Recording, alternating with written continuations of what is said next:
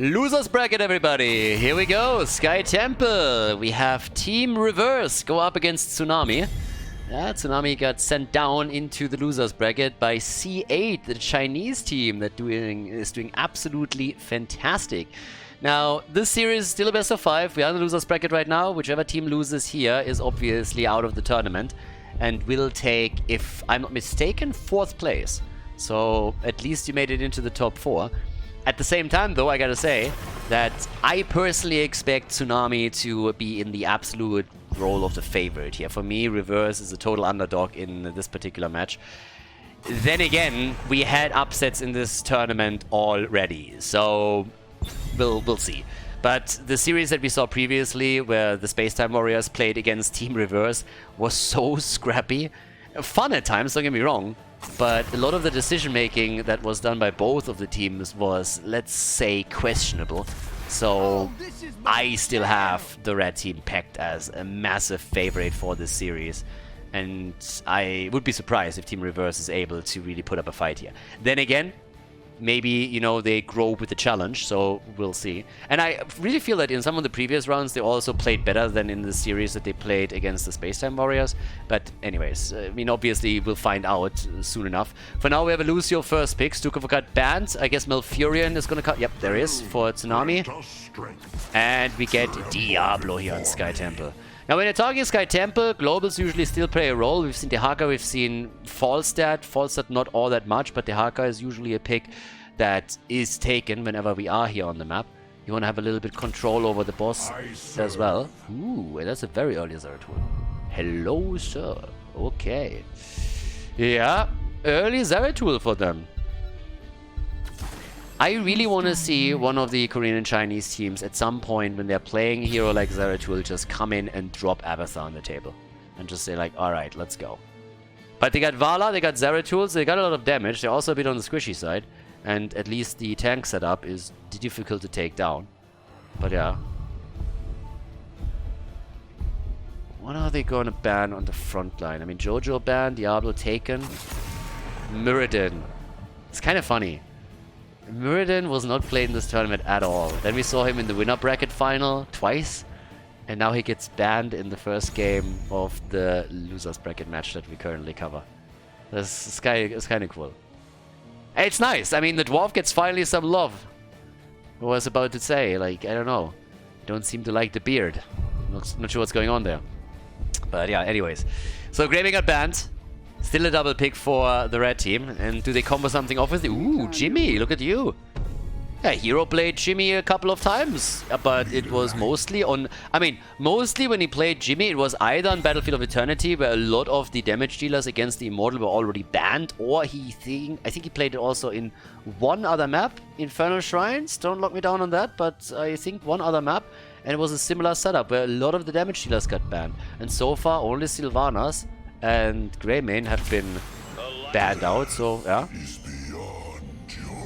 Okay, this is... I've seen this before by them, but this is still wild. The double support with Usa doubling as the main tank, and then Malthael. So they played this style against the Spacetime Warriors. I believe they won that match. Yeah, they won that one. But I already said back then that both of the teams were playing pretty scrappy games, and that I would love to see that combo against the team that I personally feel is a little bit, you know, more...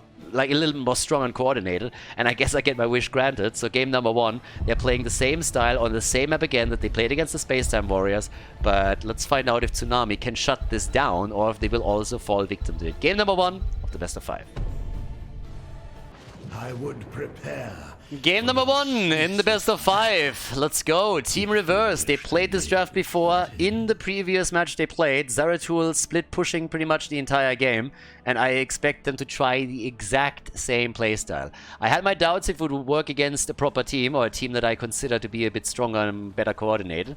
And now, well, we have Tsunami facing off against this draft. So on the left side, Vala, Uther, Lucio, the double support, Malthael and Zeratul. Zeratul for the split push, Divine Shield, Uther and Malthael's Tormented Soul. And for Team Tsunami, Junkrat, Blaze, Diablo at the front, Reyna and Malfurion. Okay, let's go. On level 1, we got again the Shadow Hunter. than normally the double warble on level 7 for the extra wave clear. But I gotta admit that I believe Tsunami at least had a bit of a look at the drafts that were played in the previous series, so them not banning any of this out and just simply letting it go through tells me that either they didn't do their homework, or what I think is more likely, they just said, yeah, pick it. We don't care. We dare you. Indeed, we dare you. Just like, pick it and see what happens.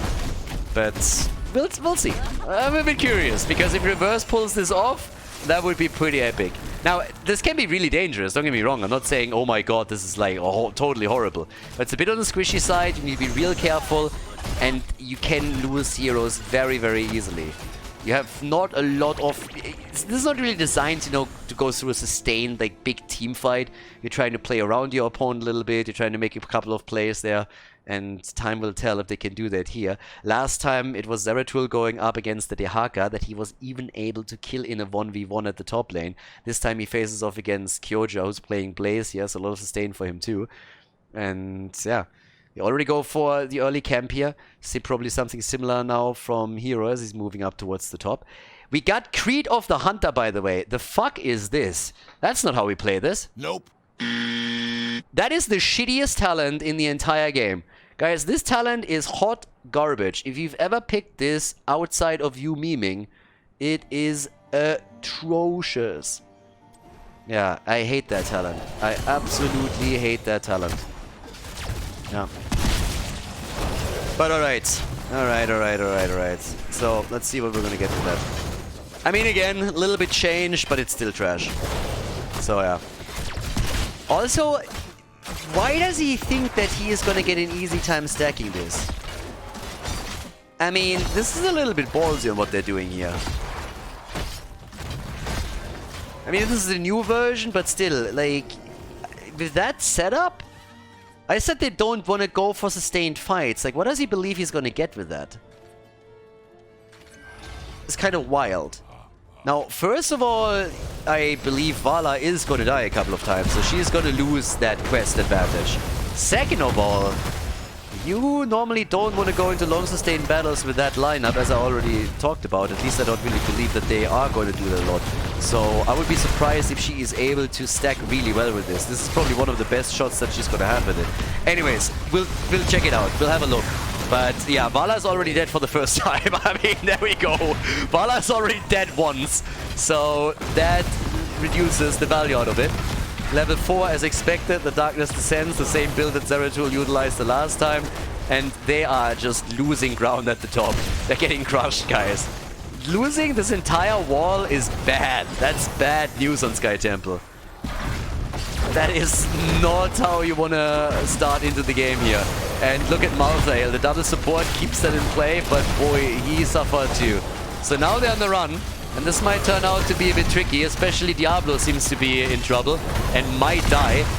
Yeah, Vala gets a couple of stacks, Diablo is down. I don't think they can take Kyoja too. It still doesn't change the fact that they took a lot more damage on those structures than they were supposed to. So now we got 19 stacks for Vala, the Creed of the Hunter. But off we go. Alright, so up to the top once again. There's a little play. He doesn't really have an assist. Well, as I say that, we have Blaze moving in. If he lands a jet propulsion, they might be able to make something happen here. We got the early level 7, so good for them. And, well, let's go. They have Dibbles up here too, so that's a lot of stuns that they have. Vala now with a hot pursuit. Still went into the arsenal on level 4. It's a bit of a different build that she played the last time, so I'm currently thinking this might even be a misclick. Now, I'm not so sure on it, because we've seen some builds that were definitely a bit on the more on the crazy side in the Chinese-Korean game so far. But if this is pretty much the same build that they played against Space Sam Warriors, and back then Vala went for, I believe it was a multi-shot build. So going for Creed of the on level 1 is a bit out there. Either they believe that in this case they have a better shot with that variation, or he really just misclicked it. I mean, we're not going to find out now. But we have also now level 7, the second charge on the Wobble Blade. As I already said, he's going to go on the side lane a lot and trying to split push this. And at least for now, they're playing this a bit competitive. They're getting a few shots in, but it doesn't change the fact that the fort has been eliminated. And if you know anything about Sky Temple, then you know that taking down structures or getting a structure lead is absolutely key. If you get the lead on structures on this map, then every single temple trade that you take is gonna be beneficial for you and will eventually lead to a victory for your team. So already Team Reverse is under a bit of pressure. They have to fight for the one at the bottom and try to, well, at least equalize that position a little bit. Zeratul uses the mobility through his level 1, is just jumping around right now and is trying to get all the wave clear in. And that shouldn't really be a surprise to anybody who watched the last best of 5 series of them. So, yeah, we're getting that. 48 stacks by now for Vala, so again, she's going to get a bit more out of this. With the hatred damage over here. Gotta keep those hatred stacks up, of course. That's also why the Hot Pursuit, this is one of the nerf talents in the last patch. Went from 2.5% per stack down to 2%. And a lot of players have since then started to abandon that. As we have the push here, Zeratul realizes that it's not going to be as easy in the 1 versus 1 as in the match against the Space Time Warriors, since he loses the setup against Kyoja's Blaze, so that's a kill. And that, of course, gives Blaze a lot of wiggle room on the top lane. And they're already working at the bottom. They opened this one up.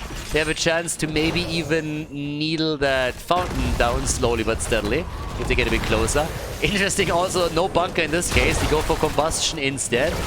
Now adjusting a bit to the setup that they're playing against on the other side. But it's gonna be a wild one. 2 kills to 1. Vala still trying to stack. So far she hasn't died again yet, but she's getting a bit closer. Of course, Uther has with his level 10 also locked in the Divine Shield, so he is always going to try and pull that safety net for her when needed. Also Tormented Souls, we talked about that earlier. With the combo of Divine Shields, a very powerful play that you can make. Lucy against in a bit of trouble. And let's go. 21,000, the damage output on Jimmy. And the temple up on the map. Yeah, that jet propulsion missed. Malthael is still going for the camp and he locks it in. So Blaze, camp against camp at the top lane. Blaze against Zeratul. Now again, Zeratul is not going to join a whole lot of team fights. You'll see it reflected already as damage output. He's at 2,600 damage. But look at his siege damage. He's a side laner. He's literally just rotating between the lanes, doing his thing, and occasionally he joins a team fight. But not all that often. We saw that only happen towards the end of the best of 5 where that comp was played. Shots are currently not even being fired since both of them are brawling it out on the lane. And level 13 talents are inching a bit closer for Team Tsunami. They get the talent advantage we kind of need for them. And we got also more poke happening from Junkrat. Malthael is still down there. They go for Uther here. And Malthael is all of a sudden isolated. Gets rooted into the ground. Diablo tries to push him out. Where's that Divine Shield when you need it? Well, they put it on the wrong one. He misclicked and he hit Lucio with it. So Malthael dies. The aspect of death just got deaded. 3 kills to 1. Level 13 on the board. Map control achieved. And temple control is in the bag. Okay. Got the temple control. Top side is still pushing, and Zeratul now has to deal with the camp. Whereas down here, they're even hoping to grab the Siege Giants. The fort has already fallen, which means the only fort still standing for Team Reverse is currently in the mid lane. And they even take this camp now. Now we don't see a play for boss, but they have their own Siege Giants still up for grabs. Top side, a little bit of damage against the wall, nothing crazy. Just a few hits in. But are they going to go for the boss? I wouldn't put it past them to try for a sneaky move. Yeah, Vala even with a level 13 now. Okay. Full-on auto attack style. Very questionable in my eyes. But okay. For now, she's at 28,000 damage. Top damage on the team. More than Malthael. Can't quite hold a candle to Jimmy. But again. Yeah, Zeratul still pushing the top. They want to go for the next structure, and indeed they do. But they gotta send Blaze back up. And down here already, Jimmy gets attacked. They try to go for him. Riptide to create some space, but Vala moves in, and Reyna is dead. Nicely done. Vala, here we go, gets another completion, so now she's at 100 stacks. went into the Tempered by Discipline over here. And that was a little bit of a blunder by Team Tsunami. That shouldn't have happened that easily. All that Lucio had to do was move behind Jimmy and push him back in, and they just blew him up. So that should not have happened to them. And now they give Team Reverse an opportunity to make some big plays here. They got the double kill. And they go right away for the boss, and they take it. It's 9 minutes, 10 minutes into the game, so not that strong yet. But those are the moves where you can allow an opponent to get back into it. We have currently the fort in the mid lane nearly destroyed, but this bad boy is going to do some work at the bot lane. And yeah, it's time for Team Tsunami to coordinate that attack a little bit better. Trying to go for Vala here, as it seems, but they can't slow her down. Vala even coming through with her own ult, trying to stun them in case that they are following on it. Down here, shots are being fired. Zeratul is holding the side lane. The 4 versus 4 fight still continues, but of course without Jimmy, so they only got Junkrat up here. And Jimmy is facing off against Zeratul. And Zeratul goes in for the move. Zeratul tries to take him. Hero didn't see that coming. Yeah, and that's a kill. Zeratul takes Jimmy down. And this is starting to get a bit spicy because Team Reverse is getting more and more headway. There's another multi-shot and Vala takes down Diablo. And they go for plays. Kyoja's about to die too. Team Reverse, they're ahead. They take the talent lead and they also take the kill advantage. And they are equalizing the situation on the map in structures. Fantastic early game from the red team. Did everything right when they had in structures early on, and then they shit the bed in the mid lane and they're paying the price now. At this point, the blue team is just playing better. Let's be honest. They got their side lane, Zeratul, that is occasionally joining a battle, but mainly interested in getting the wave clear in and controlling the lanes. Vala is now playing with Manticore. She's died once already, but they're allowing her to stack a bit more than I would have expected. She's 135, so another 15 and she gets the next reward. And is at 44,000 damage. Jimmy has been killed twice, so over the last couple of seconds he wasn't even participating in any team fights. One of the reasons why his damage output is a bit lower. But still, with level 16 talents now finally held by the red team too, they gotta get it together here. Or they might drop out of... Well, maybe not drop out of the tournament, we're not there yet. But lose the first map of the best of 5. And that would be nuts. Again, I had them pegged as the clear favorite in this. And at least in the early game, they justified that opinion. But now it's the blue team that is making the better moves.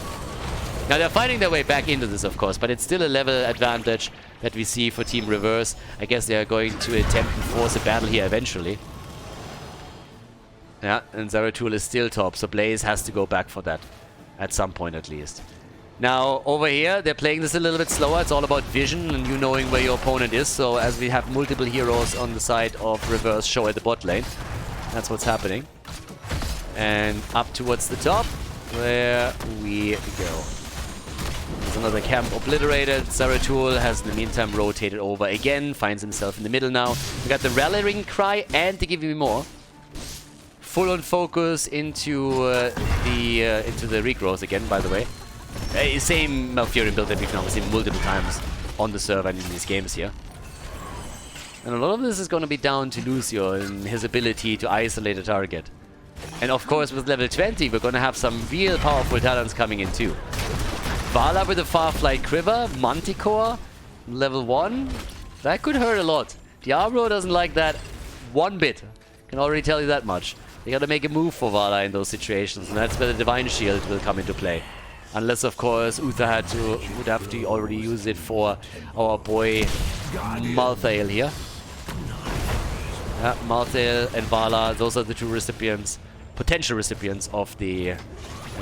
Okay, shots are being fired. They're close to level 20. They're trading temples at this point, trying to get the experience gap closed a bit. I gotta say, this is getting dangerous for the red team. Boss is up in another 47 seconds. That will likely be before Tsunami has their level 20. Yeah, they might be in trouble here. Now, this is not gonna drop the top keep. It's getting it low, but they're not gonna lose it. Once again, the Divine Protection. We've seen that before too, and there's the Farflight Quiver. Divine Protection. this is a bit scary. The Shadow Stride is now in. cooldown reduction even. So he has even more on that. We got the Divine Protection and we got the Farflight Quiver. Alright, they try to go for the top. They try to go for a bit of an isolation kill, I suppose, but they also have to make sure that they're not sticking it out too long. Junkrat is already dead, got murdered by Zeratul. Yeah, and they are just on the receiving end of the beating at this point. Down here, they move straight through the middle. Half a level until 20 for the red team. Boss is up, by the way. So Reverse could try to fall back and take the boss, while Junkrat is still dead. That's a 40-second window that they have. Malthael hasn't really taken anything yet. Another hit by Vala. Bam. There's the next quest reward at the 15-minute mark. She's the 150 stacks now out of the 250 that are the maximum here. And Zeratul, he's still poking out the top, and that keep is low. And of course, there's the 20, but the boss is up and they're going for it. And now the choice has to be made. What is Tsunami going to do? They know where they are. They know where they likely are. Do they go for the boss? Do they try to contest it? Junkrat is dead for another 8. But if they do, then Zeratul will simply move in and take the keep down. So for at least now, they let that one slide. The boss will be taken 16 minutes in. And this tournament is nothing but a huge upset. If you're a Korea fan, you're not happy about what you're seeing. Not only are we in the losers bracket and both of the Korean teams have been dropped down here, but also against Team Reversed, Tsunami is struggling on map number 1. Either they didn't do their homework and didn't know what was coming, or they just took it a bit too lightly after they had such a fantastic early game. Either way, now they gotta deal with all of this. It's a 5 versus 5 again. Zeratul moving into the middle now, attacking Blaze, trying to get the hit in here. But yeah, in comes Lucio with a save. Just as it got a bit scary for Zeratul. Down here, boss gets attacked, but if you lose another keep, or if you lose the first one here, they're going to be in trouble. It's a single temple though that's up, and that temple is at the bot lane, so there's a chance to fight for it. Zeratul is already looking at that. Is he going to go for the team fight? Is he joining them right now, or are they instead attempting to get him up towards the top? Because there's still a mercenary camp that is pushing, and that could also become an issue for their own keep. Vala at 59,000, Jimmy at 46. Vala has overtaken him. I mean, honestly, Jimmy hasn't participated in a team fight in a while now. He was pretty much on boss duty for a while. So, off we go. There's the battle. Zeratul gets attacked and immediately moves out. It's all also about these high fives right now. So yeah, top lane, that is going to become a problem. Top lane, that's a lot. That's a camp and that's a catapult that's already in here. So time is working in favor on Team Tsunami, at least on that end. But the bottom keep is slowly falling because Malthael is soaking the shots. And someone has to deal with that. They're going to lose that keep. The keep at the bot lane is gone. Think about how far ahead Tsunami was. They nearly dropped the keep in the middle. They were so close of getting that destroyed. And now they're instead just fighting for their life here. Shot after shot is fired down at the bottom of the map. They might even get away with the double keep. And Malthael upgrades his ult. Malthael is upgrading the ult. 5 shots fired from the temple. Keep in the middle is still standing. They need to win this fight. They need to win the fight. What else is there? What else is there? You're behind in structures heavily. You need to try and win this one. Same time, Zeratul against Blaze down here. Still the battle ongoing, but they can't find the angle. They're dropping Vala low, but it's just not enough. At the top lane, Keep has lost 50% of its HP. But, I mean, what do you think is going to happen once they're taking another temple? It's a double temple that comes up. This could literally just end the game through temples alone. So what happens now? Tsunami has to push. They have to be aggressive. This is a freebie. Get Junkrat close enough and this is a freebie for you. Yep, there's the grenades. So one keep is at least down. So at least they were able to make that happen. But, wow. In regards to hit points on structures, whew. Reverse is in a much better spot. Jimmy's 20,000 damage behind Vala at this point. And is sitting at the bot lane. Oh. Yeah, that is getting nasty now. Double temple coming up. Boss down for minute 40. Even that could play a role. Oh. Are they getting something here? No. Oh, well, maybe. Jet propulsion. Junkrat. Where's the Divine Shield? There it is. There's the Divine Shield. Lucio is dead. That's the play. That's the play right here. Zeratul is getting barbecued. 2 kills, 3 kills, and that could be game. That could be game right here. We're going to take another look at it, at their moving cross map. Check this out. The isolation of Malthael. The Divine Shield is there immediately. They're getting the Tormented Souls out. And then it's a triple kill. Lucio's dead first. Zeratul, Malthael follow. And Team Tsunami. That's the team fight they needed to win. And they did. Now they go for Vala. The core is slowly falling. They need to end the game right here, right now, and they know it too. At the top lane, the keep is falling, but this is obviously it. They're moving for the core, and boy, what a clutch victory in the last second. They come in and take the triple kill that leads them to victory. The 1-0 lead for Team Tsunami on Sky Temple. Before we head into game number 2, make sure that you subscribe to the channel if you haven't done it yet so you don't miss out on any future content here on Khaldor TV. Okay, let's go. Game number 2. And Team Tsunami, I don't know what god they pray to. Maybe the flying spaghetti monster, but yeah, that god definitely smiled on them in the last map. Holy hell, they draw kind of even towards the end.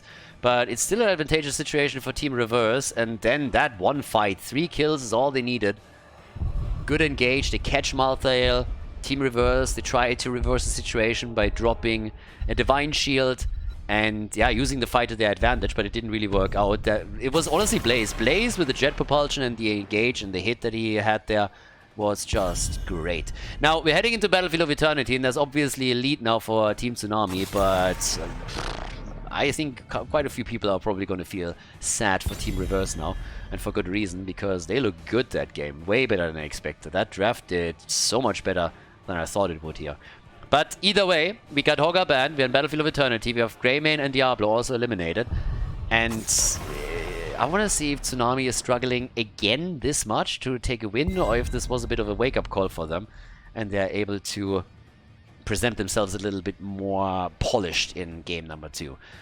Because to me, this is a bit shocking what we're currently seeing here. Not only are both of the top Korean teams in the losers bracket, but they are struggling against Team Reverse right now. A team, again, well, I personally felt that when they played their previous round match against the Space-Time Warrior, it was one of the scrappiest games that I've seen, with some very, very questionable macro decisions. So I expected Tsunami to just blow through them. And no, not really. Vala's a first pick. Again. Be curious to see if we're getting that build once more. Now, Stukov and Garrosh are taken. Stukov is always a powerhouse pick and mostly banned, but this time they let him through. So, there we go. We got Garrosh as well. Garrosh has not been played a lot. There were a lot of situations where Garrosh would actually have fit the composition, but then he got banned. Yeah, the Chinese special with the JoJo pick. And there's Malfurion. Yeah, for Battlefield it's honestly not too shabby. It would be kind of fun to me if Vala would go in an auto attack build here. I mean, this is Battlefield. You expect Arrow. But after the last game, they seem to go a bit on the YOLO side. Okay, we got the bans coming in. Maybe ban out another damage dealer against the Immortal now. They go for Blaze. Blaze Jojo have been played as a good combo for a long time now. And off the pick and Tychus. Tychus on Battlefield of Eternity. Nothing unusual really on the Chinese and Korean side. But again, Hans is already banned out. Urel gets taken now. Greymane has been eliminated. Li Ming is still open, so you can go for her and can try and burn this down. Li Ming would actually be great for reset potential, of course, as well. Jimmy, hero plays him again. Yeah, lately he's been a bit on a hero, on Arena one-trick setup. Deathwing for the side. And what are we getting as damage? I mean, one of them is going to pick Li Ming here. Has to. On this map, the poke, are you kidding me? Whenever there's a stalemate in the middle of the map, you get automatic value. Genji against them now. Okay. One Overwatch against no Overwatch. Who's gonna take it?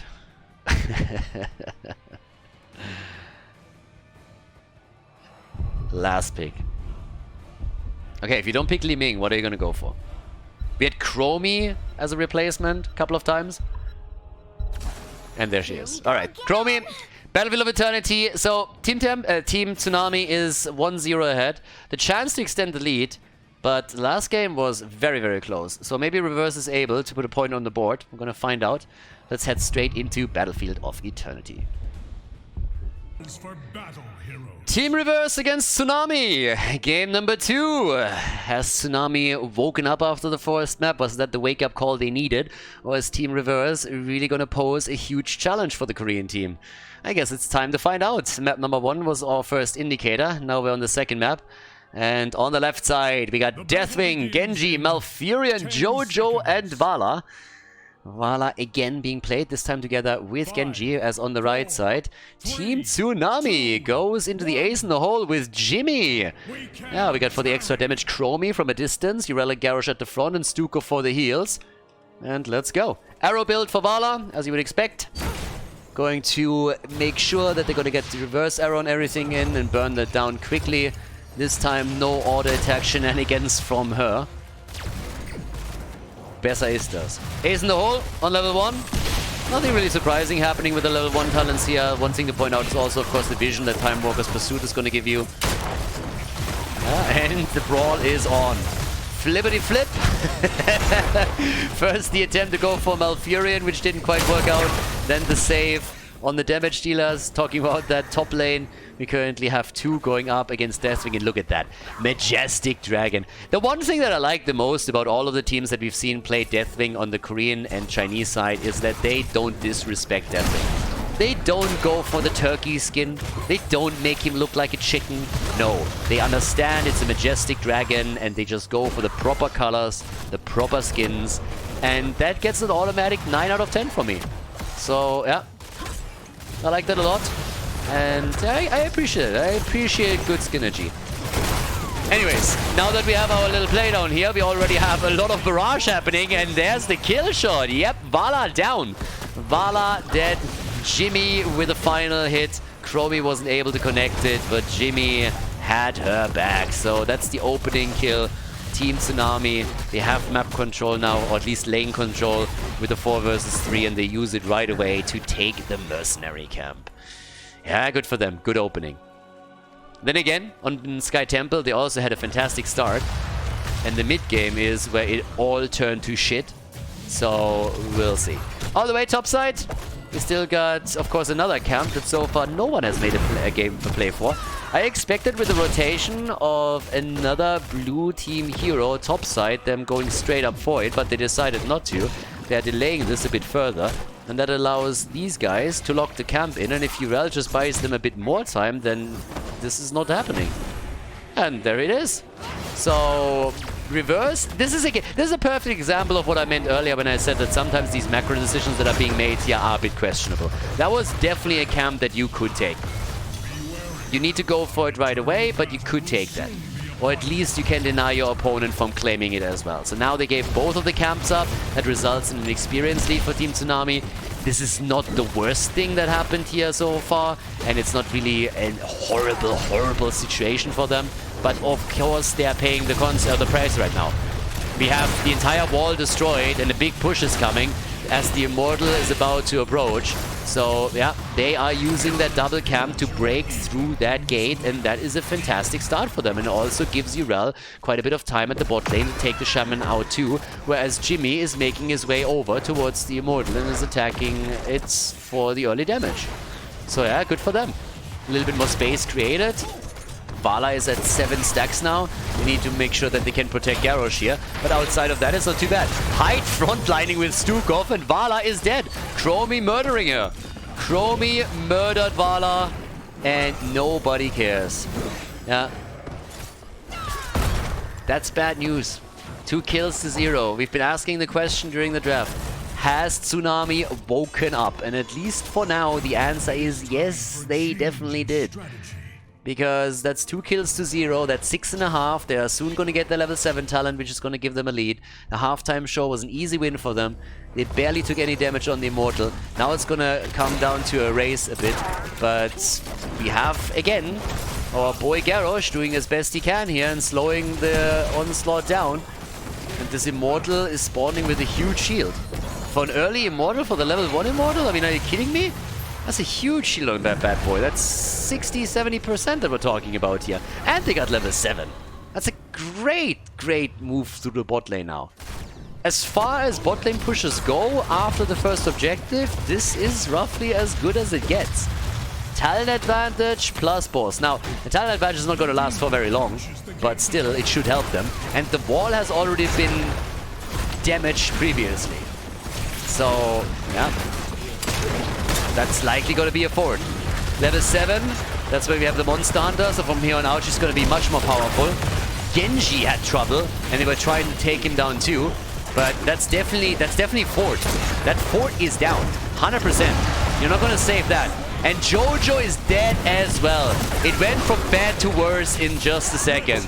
Right now, there's at least Jimmy, but I think they might get a kill. Ooh, Garrosh died too. Genji, he needs healing! Vala is dead, and she got away. Vala got away, but the Immortal is still pushing, and he's like, am I a joke to you? Am I a joke to you? You think you can just simply ignore me? I'm gonna show you. Deathwing got deaded by Urel, and the Immortal is breaking through the tower, is starting to damage that gate, and very likely gonna drop it as well. And the red team has taken control of all of this. They are more than a level ahead now, and they've even damaged the top fort.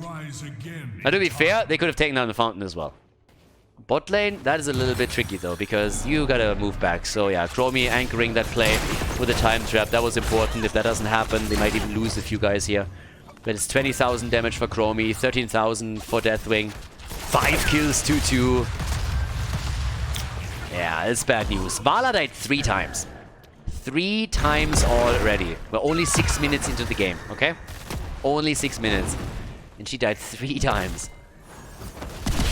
Yeah, and here's level 10. Now they got level 10, and that should be the end of the top fort. With the camp that they have, are you kidding me? If they 5-man the shit out of it, they're gonna get it. Yeah, it's an entire level that they had. An entire level. Terror! Molten Flame. But yeah, he has to interrupt that really quickly. And off we go. By the way, did you know that elephants, like cartoon elephants, make different sounds in different countries? Do you know that? You would think that they are the same. But we have like there are a couple of cartoons in Germany, and the elephants make Terror! And then you're looking at Spain, and you check the same cartoon out, and you are taking a look at the sounds there, and it's Turu! It's the dumbest shit ever. I'm always sitting there, I was like, what the fuck is happening with that? It's crazy. Also, did you guys know Tsubasa Utsora, right? Superstar, Tsubasa Utsora? The fucking Spanish guys, you know what they did? They renamed them. It's Oliver and Benji. And I'm like, what the fuck are you talking about? Who the fuck is Oliver? Who the fuck is Benji? Where's Captain Tsubasa? Where is Captain Tsubasa? The fuck is happening here? The Spanish, they just don't care. They just don't care, I'm telling you. Everybody here knows Oliver, Benji, and it's the shittiest song I've ever heard in my life. Where's Captain Tsubasa? Unbe-fucking-lievable. Tilting. Well, also tilting is the Immortal because he's about to get dropped. There's all... get out! Deathwing! Not like this! The shots are fired and... Terror! Here we go again. They're trying to lock the win in, but they can't get it. Can they now? At what cost? At what cost?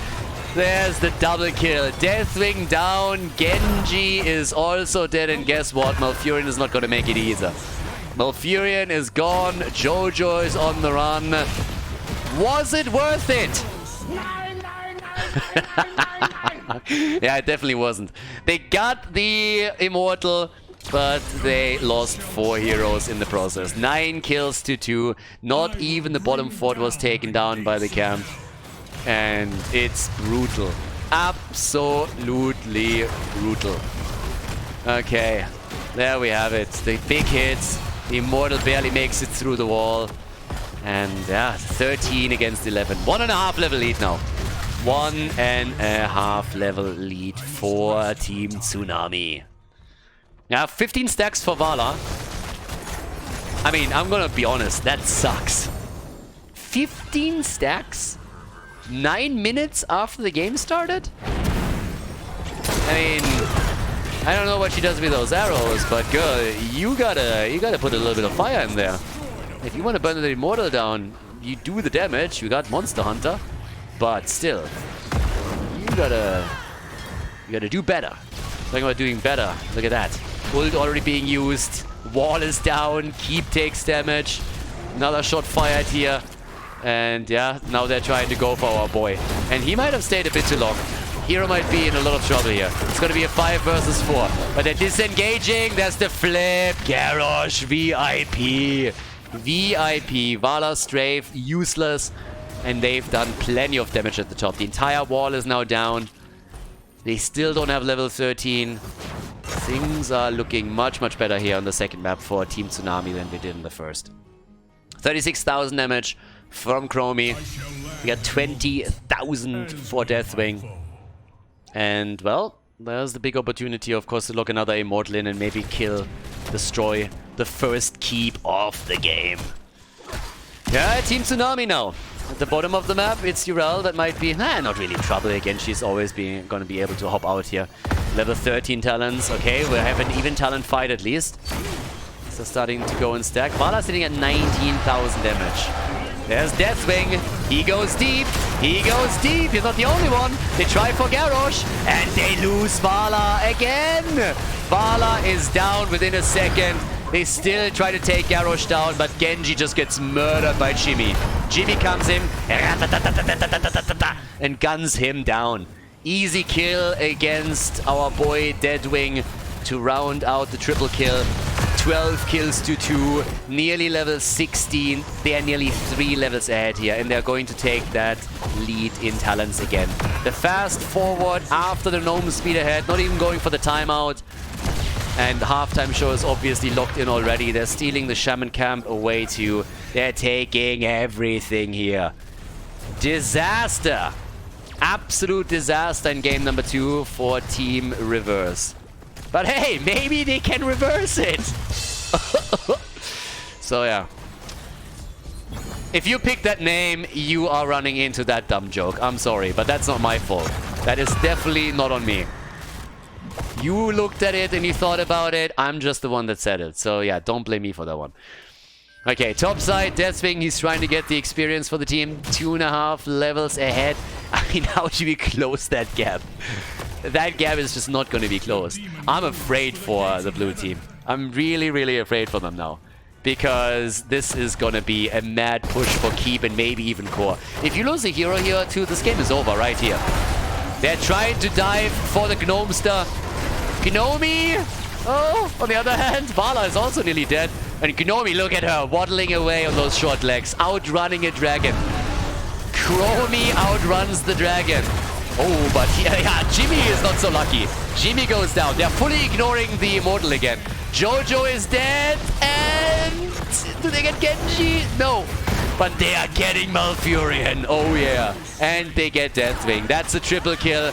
That's a quad kill. And that's game. The Immortal already dropping the keep. And now the path is open. The path is open. Freie Fahrt zum Mittelmeer. Auf geht's. Everybody with a move straight up for the core. Genji is trying to pew around a little bit. But there is just no way. He's not even trying anymore. Top lane gets pressured, and that's a 2-0 lead, of course. Easy 2-0 lead for Team Tsunami. Much better second map for them compared to what happened on Sky Temple. Well done, GG, well played. They could have waited 6 more seconds and made it a 1-3-3-7, but they didn't. It's a 2-0 lead for the Koreans.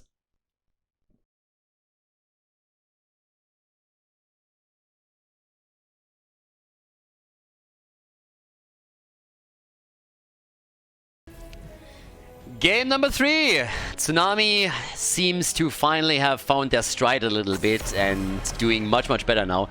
Second map was very, very dominant. I mean, not only in the kill count, but just the way that they played the entire map out was much better for them. Now we're heading into Volskaya Foundry once more, and I want to see if Mephisto gets banned. Because we've seen a lot of Mephisto plays by both the Koreans and the Chinese. on this map. And I think we're likely gonna get him again as a pick in this game. Especially since the focus is currently also on a lot of the damage dealers. So Sylvanas is already banned. We have a ban on Greymane. Could even have another one banned out. I guess they're also having to consider banning Stukov, since Stukov was just played over and over again here too. But they go for Tychus. So that makes the Mephisto pick even more likely. And yeah, so first pick, what are we getting here? Oh, by the way, that's also another one where you can straight head into Nazebo. Nazebo got banned multiple times earlier, so we have a couple of really interesting potential picks that we don't have all that outside of this meta. Vala first, so after Reverse has now picked Vala twice as a first pick, they decide that they want to go for her. I guess this is also a bit of a deny pick, where they're trying to take it away from the opponent. Nazebo is still an option. There's the Mephisto pick, called it. Support with that? Malfurion? Stukov? Or do they just drop a tank in? Or side laner? Stukov, alright. Alright, that leaves us potentially with Malfurion, if they want to go for him still. Normally those are the two that they are most of the time fighting over. Got a couple of Anduins every now and then, but generally it's it's Malfurion and Stukov that they are really trying to lock down. But that late potential Nazebo pick is an option. Team Fly did that a lot. And to an extent where it was even banned. Okay, there's Lucio. Hydro Lucio rushing around a bit like that too. That's also a nice one. And here's Garrosh. The one thing that I really miss a bit in the meta here is that they just never go for that Zarya combo. Especially with Garrosh, you know, speed bubble on level 4, just run in, flip one over and then go. That would be pretty awesome. Yeah, Malfurion, this time not taken. It's one of the few games where we don't see Malfurion claimed. The Junkrat ban. I don't believe that if anybody is going to try and log a Nazebo in, it's going to be the red team, but even that is getting a little bit less likely. I mean, technically, you can, with Garrosh and the Wall of Zombies, you can make a lot of plays there. But since they have Vala, I believe we're going to go for a different setup. It's kind of funny to me that Hero went from Jimmy to Vala now.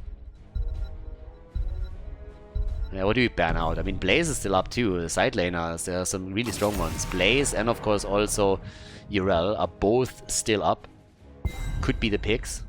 The lack of Leoric is again just insane to me. Absolutely insane. Now, there are different maps that are being played. I mean, generally, if you like watch the tournament, you've seen a lot of Volskaya, we've seen a lot of Alderac Pass. So, the Sky Temple too. Even here, Leo would be played a lot in Europe, but it's not like every single map was, I don't know, Infernal Shrines. Alright, there's a dub. There we go. Thank you. Thank you very, very much. Yeah, there we got Leo. Alright, Leo comes in, and we get Diablo together with that. Me likey. That's awesome. That's yeah, so we get Leoric, finally. No Janitor, but I'll let that slide.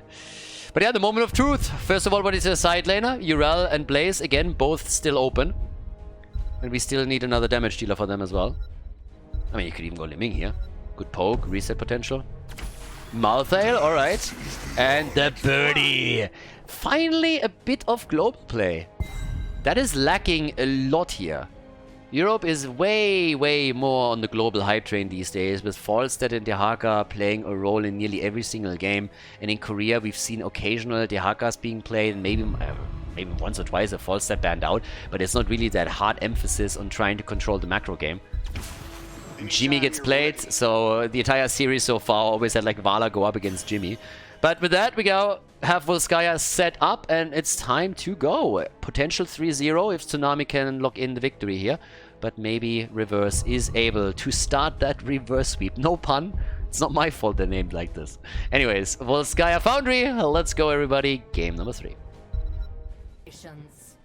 Potentially the last map in the series. Yes, Team Reverse, they need to start the reverse sweep right here, right now, with a victory on Volskaya Foundry. On the left side, Rain on Leoric. We got Diablo also on the front line. Mephisto, we've seen him a lot here in this tournament.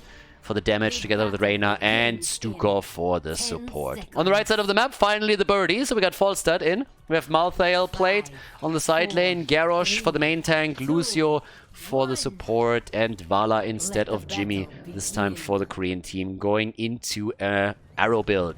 So arrow build plus Gathering Storm, both heading for the stacks. Mephisto in this case with the Skull Missile again.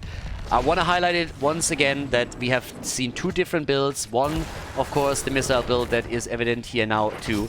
And in the previous series, we had both builds represented, the Lightning Nova on this map by C8. And then later on, I think the second map where Mephisto was played was Tomb of the Spider Queen. That's where they then switched it up and went straight into a missile build as well. So both of the builds available in the Chinese meta. Teams just going for the normal rotation here. Obviously at the 1 minute mark we have the healing beacon spawn right here and the two turrets, and that's what you normally focus on. But yeah, already the Austin's renewal is in. And yeah, there we have it. Okay, off we go. So, just a little bit of experience that gets soaked right now. Obviously, it's all about the camps at this point. You want to make sure that you're getting your turret as quickly as possible. First objective, spawning mid lane. That's where the first ones will be hit. And yeah, what else are we getting there? Gonda and Haida moving now in to help him out. Make sure that nobody invades from the left side. And in the meantime, we have Garrosh just guarding the healing beacon to ensure that there's no play made by the blue team to go for that. But they have full vision in the middle of the map now, so they know what's up. But compared to the last game, they're a little bit less brawly now. So at this point, everybody is just like sitting tight, waiting it out. And honestly, that makes me wonder if we're going to see the play for the objective. It's kind of interesting. Most of the teams that have played on this map have not committed to the healing beam battle. Level 4 talents are hitting, and Garrosh is already in trouble. But they are able to save him. Vala with real good damage gets a few stacks together too. Same is true for Falstad. That is, of course, capitalizing on that choke point position. And here we have the level 4 on both sides with the throwing shade in as well. And the Indomitable for Garrosh. Oh yeah. It's kind of funny to see someone like Garrosh on the Ducky. I mean, really? If you would have to talk about like what is the manliest hero in Heroes of the Storm, Garrosh would at least be up there. He would be up there. But then you put him on the Ducky, I really don't know. I'm not quite sure if I can endorse that. Give me the money pick, baby. Give me the money pick. Vala's on the pony, or unicorn or whatever that is. Yeah, the mount choices are questionable. At least some of them. Alright. Rain already trying to come in here with a mace to the face to slow down Kyoja, so they might be able to pick him off, but that doesn't happen either. Jimmy's in. Yeah, it's party time. Okay, they started slow. But now we go for objective number 1, and it is checkpoint time, baby. Stukov against Garrosh. I know who's going to win that fight. But here's Jimmy. And they are starting to crush our boy. Yeah, went a little bit too deep, did he now? He's still able to make it out. He just can't kill Garrosh. It's just not happening. Oh, and by the way, now that I think about it, the manliest hero in Heroes of the Storm is obviously Johanna. My apologies. Totally forgot about that. Yeah, that's on me. That's on me. But yeah, anyways. So far, not a single kill. Vala gets attacked too.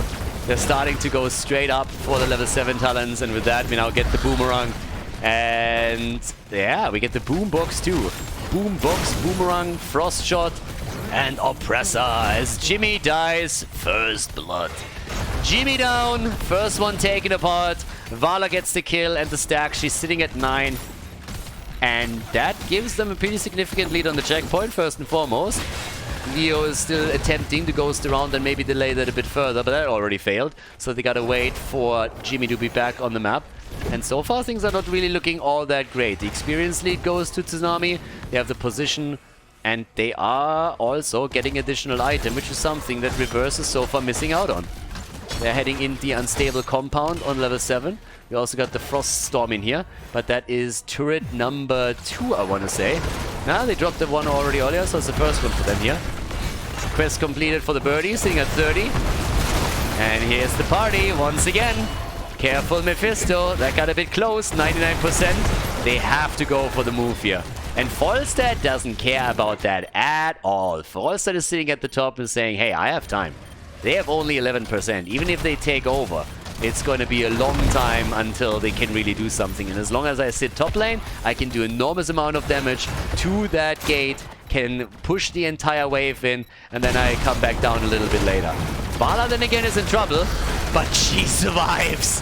Valla survives and is still playing it out there. Hero, no fear. Absolutely no fear. Negative hit points pretty much, and he's just like, nah, I'm still fighting. Auto attack range, easy. Holy hell, dude. Can you please tap the fountain or something? I assume that he's on cooldown. Hearthstoning back, but boy, he's playing with fire. Holy hell. Yeah. Now that we have nearly level 10 on the board for Tsunami, this is of course just looking real good. They have, first of all, the Gust. Last rites, look at that. No Tormented Souls this time. Last rites instead. You got the Strafe. And Lucy hasn't made a choice yet, but this is of course the first Protector of the game. Protector time! Oh yeah! Now the traditional rotation again would be to destroy the wall in the middle and then move to the top and take the fountain down. That's normally what you're trying to do here. And so far it seems like that's pretty much the play that they're aiming for. But they're already dropping HP a bit low here. Now we have level 10 talents on both sides. But as expected, here's the move. And the goal is to take that fountain down. Once you are able to do that, you have a better time fighting for the next objective. They nearly take it, but guys, that's not enough. No, that thing is still gonna get a shield in a second. So, yeah. By the way, look at Diablo and Lucio. Both of them are not picking their ult. You can, of course, counteract an Apocalypse, for example. So Lucio is currently still waiting and is waiting for Dibbles to make his choice here. And Valla gets attacked. There's the ult for Mephisto. That wasn't enough. Diablo hasn't made the choice yet. Lucio is still waiting too. Lucio with a bubble goes for a barrier, and here comes the Apocalypse. And Lucio gets slammed into it and murdered. Mephisto and Diablo. Oh yeah. The brothers are at it. They're coming in with a kill. That's a double kill. 2 kills against 1. Team Reverse is showing up on map number 3, using that momentum to take the healing beacon. Alright. Good stuff, good stuff. Also good stuff. We have 27 stacks for Valla. Now compare that a little bit to what happened on the last map. We were on Battlefield of Eternity, and Valla on the last map had, what was it, 15 stacks at the 9-minute mark, nearly 10-minute mark? Something along those lines. So already at this point we got 27 for Hero, easily doubling it. And of course getting more. That Entomb doesn't do jack shit. I have no idea what he expected out of that, but yep, that's a free stack for Malthael. So congratulations, you just lost the cooldown and your life. Now he's gonna be back soon, and they're still in a okay spot, but the experience lead goes to Tsunami. Top lane battle still for that fountain. They want that thing. But they should have taken it earlier, not now. 58 stacks for Falstad, so he's not doing too bad either. Yeah, he's doing pretty well. Yeah, just doing fantastic in stacking. I mean, Garrus is nearly done with this quest. 29 stacks for Valla. On level 13, we got the Siphoning Arrow, so she's going to get some sustain out of that too. On top of that, Mephisto is sitting at 26 stacks. Comes in with the Port Skull on level 13. We get to light him up. But that's some nasty business now. 13 on both sides, still a continuous poke. And I guess the birdie is going to get that eventually. They're even looking for Mephisto and hoping to get him, which didn't really happen. But now the fountain is gone. Damage output. There's Valla sitting at 31,000. Big damage from her. Big damage. I mean, she's more or less doubling what Mephisto brings to the table. That's where we're at right now. Falstad isn't too bad either. 27,000 on the birdie this early in the game. Are you kidding? Hell yeah. Valla took the fort down, trying to strafe away. Oh, and nothing. They wasted 2 ults on this and they couldn't get the kill. And instead, it's Jimmy that dies. Not like this, guys. Valla finally dead, but another stack for Malthael. I mean, he is stacking his last rights, and they are even looking for another kill. Slap, slap, slap by Stukov. And yep, they look for more kills, and they get them. Stukov is dead, and Hyde runs away with 100 hit points. Damn. Vala on 34 stacks now. They nearly have level 16. They're getting closer and closer. Yeah, the Koreans definitely woke up. They woke up 100%. So, they move towards the top now. Gonda and Hyde are already sitting here. We have, yeah, Garrosh. He's working towards the objective. 16 talents. There's no way the blue team is going to lock that one in. They have more than a level behind. They can't close that gap. The Flow Rider and the Arigast. Same time, we got the Seething Hatred. That's probably the biggest difference when we're talking about the meta here compared to Europe. Europe loves to go Manticore, and Manticore is super impactful, but over here, very different setup that the Koreans and Chinese players are using. They love that arrow build with Seething Hatred, and Vala gets a ton of damage out with it, of course, too. On level 20, oftentimes Acrobat taken. We could see that here as well. Good kill, by the way, against Malthael that we just saw, so Reverse at least puts it into a 5 versus 4. That's going to force Garrosh off the point, and through that, they will have level 16. Now, it's an incredible lead still for the red team on the progress, but again, yeah, starting to get some hatred stacks together over here. They got it, by the way. Yeah, they let that through. So they got the Protector. Jimmy is down at the bottom of the map as the triple is going for the kill. So Jimmy gets randomly picked on the map, just as they have finally level 16. And topside Ford is likely gonna fall, with a Birdie controlling the bot lane, so the Koreans are not only excelling in the team fights, but they're now also, thanks to the global, having a very good tactical grasp on the map and are just murdering them. They're controlling the side lanes. Might see another kill over here too. And I have no idea what Leo is thinking. I honestly don't understand. How do you think you're gonna take Falstad down? How do you think that's happening? He's trying to buy some time. That's a free stack on the last rights, and he gets it. I have no clue what that was. Honestly, Leo got bribed. Leo is playing for the other team. Did he just really engage into Falstad Lucio with the assumption that he could do anything there? And then Malthael comes in and is like, ooh, free stacks, Gucci. Let's go. 7 kills to 4. There's the ult. They try. It's a 4 versus 5 though. 4 versus 5. And Jimmy survives. And they still get a kill. What the hell? What the hell? And there's the Entomb. Now they might get more. Gust is out. The Birdie is dead. How the fuck? I mean, how? They finally... What the fuck just happened? 5-man wipe? Are you kidding me? Out of that situation? They gust them away. Lucio's dead. Falstad dies. They drop Garrosh. Vala thinks, hey, it's a great idea. Let's run back in. Gets quickly murdered by Diablo, who's like, ooh, free kill. And now we have 9 kills against 7 in favor of Team Reverse. And they've taken the lead in experience and destroyed the fort at the bottom and are now going to drop the one in the middle too. What the fuck did they just do? Leo committed Sudoku. And then they forced a 4 versus 5 and got a 5-man wipe out of it. You gotta be kidding me. I mean, you really gotta be kidding me. Someone got a bit cocky over here. Alright, now they can try and fight their way back into this, because now they are the ones who have to make some plays. Now the Koreans are... I mean, again, they're slightly behind. It's not that it's the biggest gap in the world, but still. That was just crazy. 20,000 damage lead for Vala. Malthael obviously is getting some serious cooldown reduction now too. And yep, they wanted to go for Leo, but they couldn't get him. Malthael wasn't there either. Now it's all about the level 20 talents. For the next objective, we're going to have it for both teams.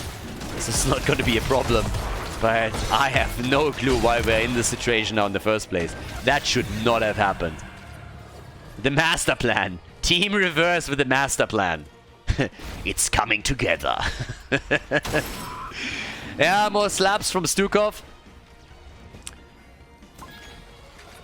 And the Acrobat, as expected. Acrobat is in. Also, the Summer Anthem. All right, let's go. Let's go here. Show me what you got on your Vala. If the Chinese pull this off now in Force Game 4, that would just be fantastic. Mimic on 20. Also, love to see it. Buried Alive. We've seen a lot of Burning Despair.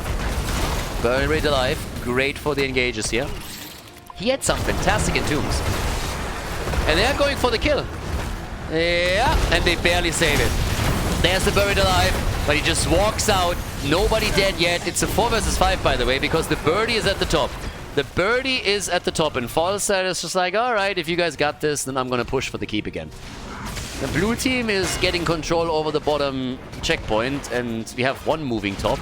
And Malthael, alright, he shows in the middle. I was thinking maybe he sneaks topside and they're trying to trap Leoric here, which didn't really happen. But if Leo moves too far out, then Malthael is definitely gonna come in and help a bit. Because, yeah, there's the damage already. So they're just pushing the lanes. They're not even caring about the objective at this point. Like, Protector, are you kidding me? Why would we want to have that trash? That's just scrap metal. No, we want to get the kills. And they go for Leo. Get some hits in. I'm waiting for those last rights to come out. And Diablo is all of a sudden in trouble, and he realizes it too. Did Vala not see that? Oh, yeah, they did. And he hellgates out. That got scary. I wasn't sure if Vala saw that or if Lucio just checked. But either way, there's the Acrobat into...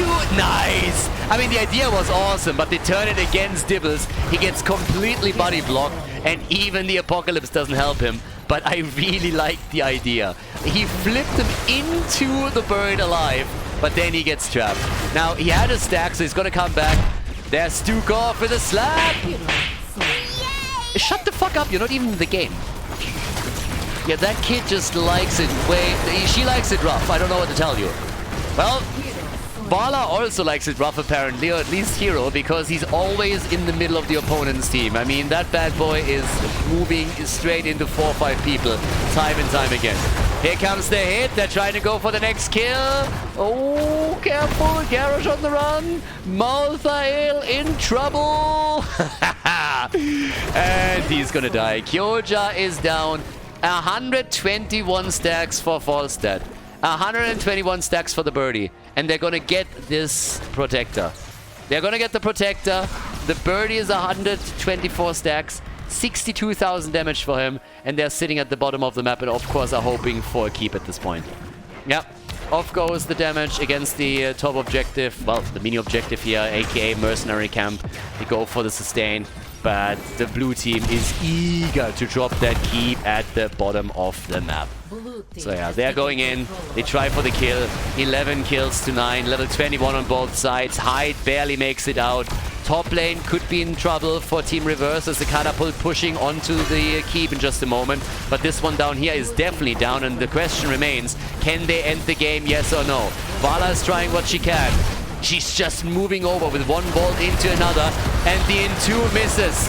The Entomb misses. The Buried Alive is not doing anything. They're switching out the heroes in the Protector. They're trying to make the plays, use the ults, and here comes the mad aggression. Falstad is down. Slap, slap as Stukov tries to create some space. The core is falling, but is it falling quickly enough? Spray already 56%. 56%. They need to control Jimmy. They need to control Mephisto. They're trying, but the Apocalypse zones them out again, and Lucio gets caught and killed. And that is the end, isn't it? Can they save this? Is it over? 30%. Kyoja, he dives in deep. The slap, and Malthael is dead.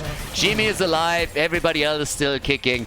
Team Reverse, they want the reverse sweep. They wipe Team Tsunami again and put the first point onto the scoreboard. GG and well played.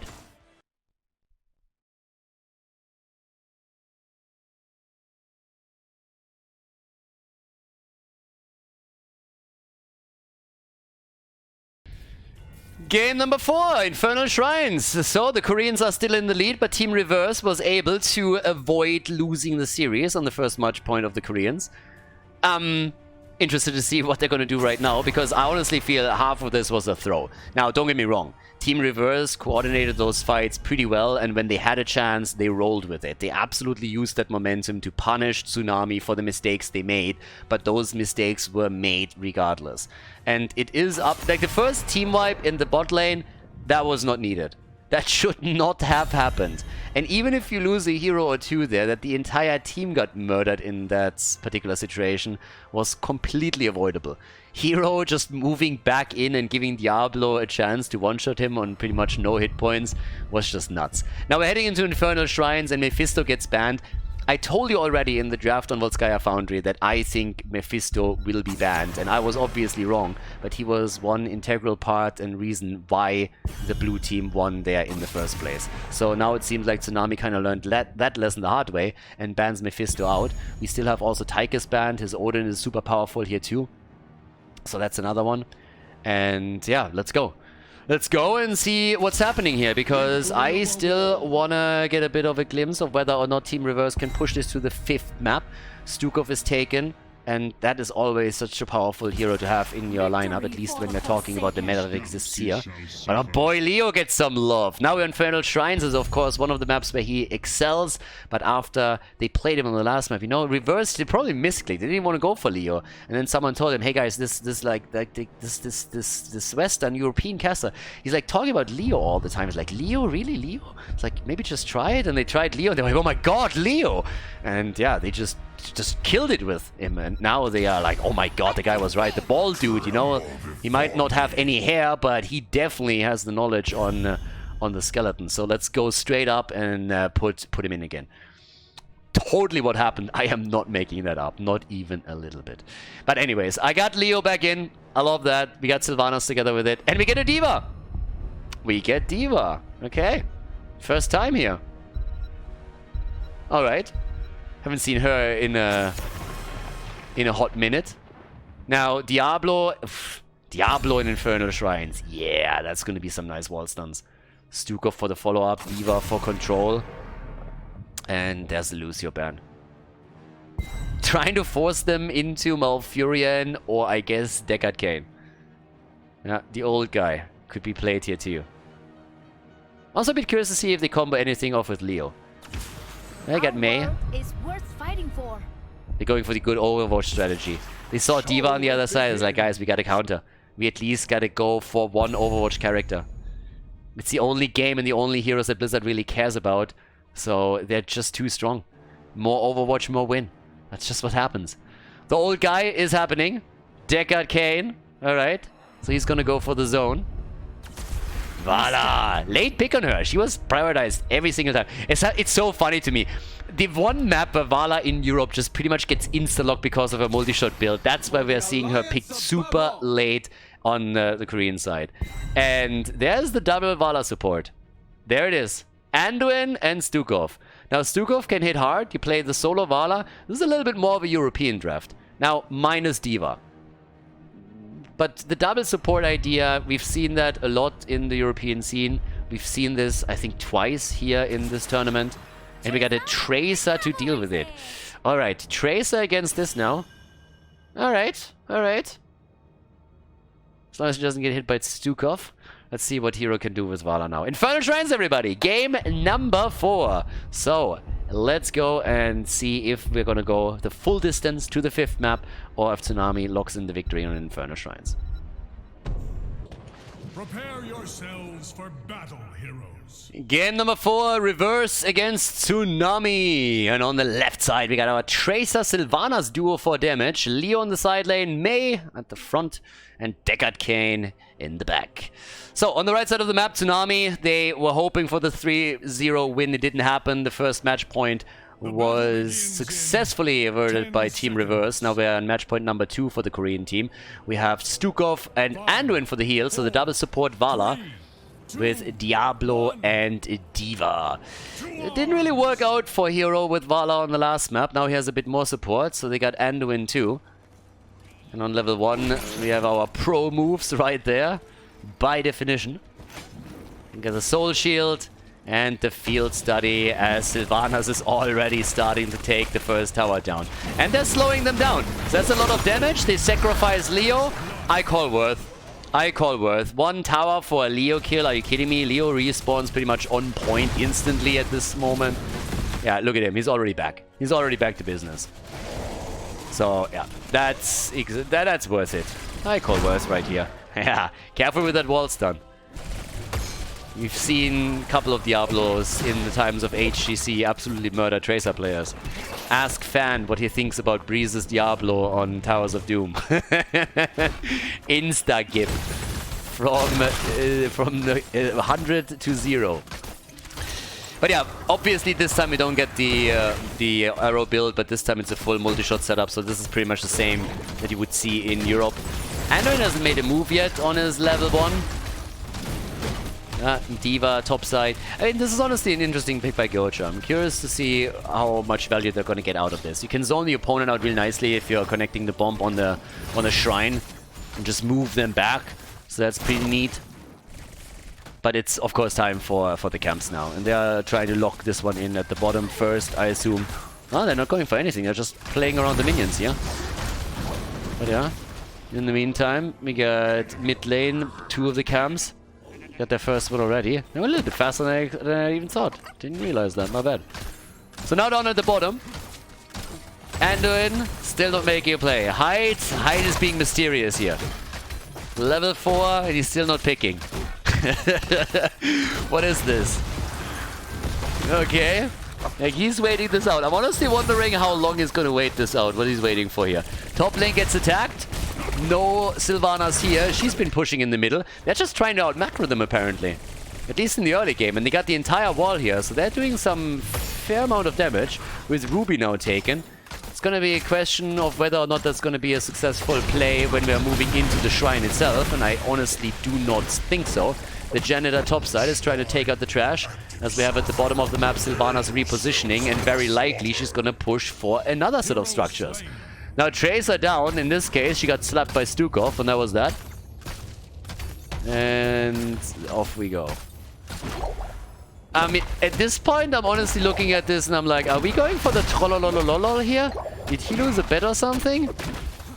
Back in the day, you would wait with your cleanse on level 7 until your opponent picks an ult if he had multiple choices and was able to get a stun.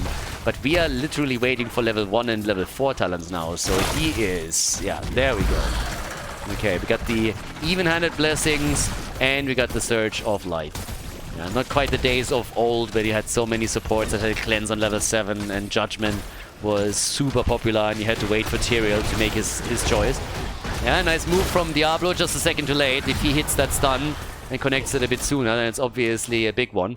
Anduin is now the one who has to play against Sylvanas. I've seen this battle before. I've seen a video of this. For the Alliance! I want my mommy! I've seen this shit before. Yeah, about 100 times I had to watch that crappy trailer. Alright. Come on, baby. Where's For the Horde?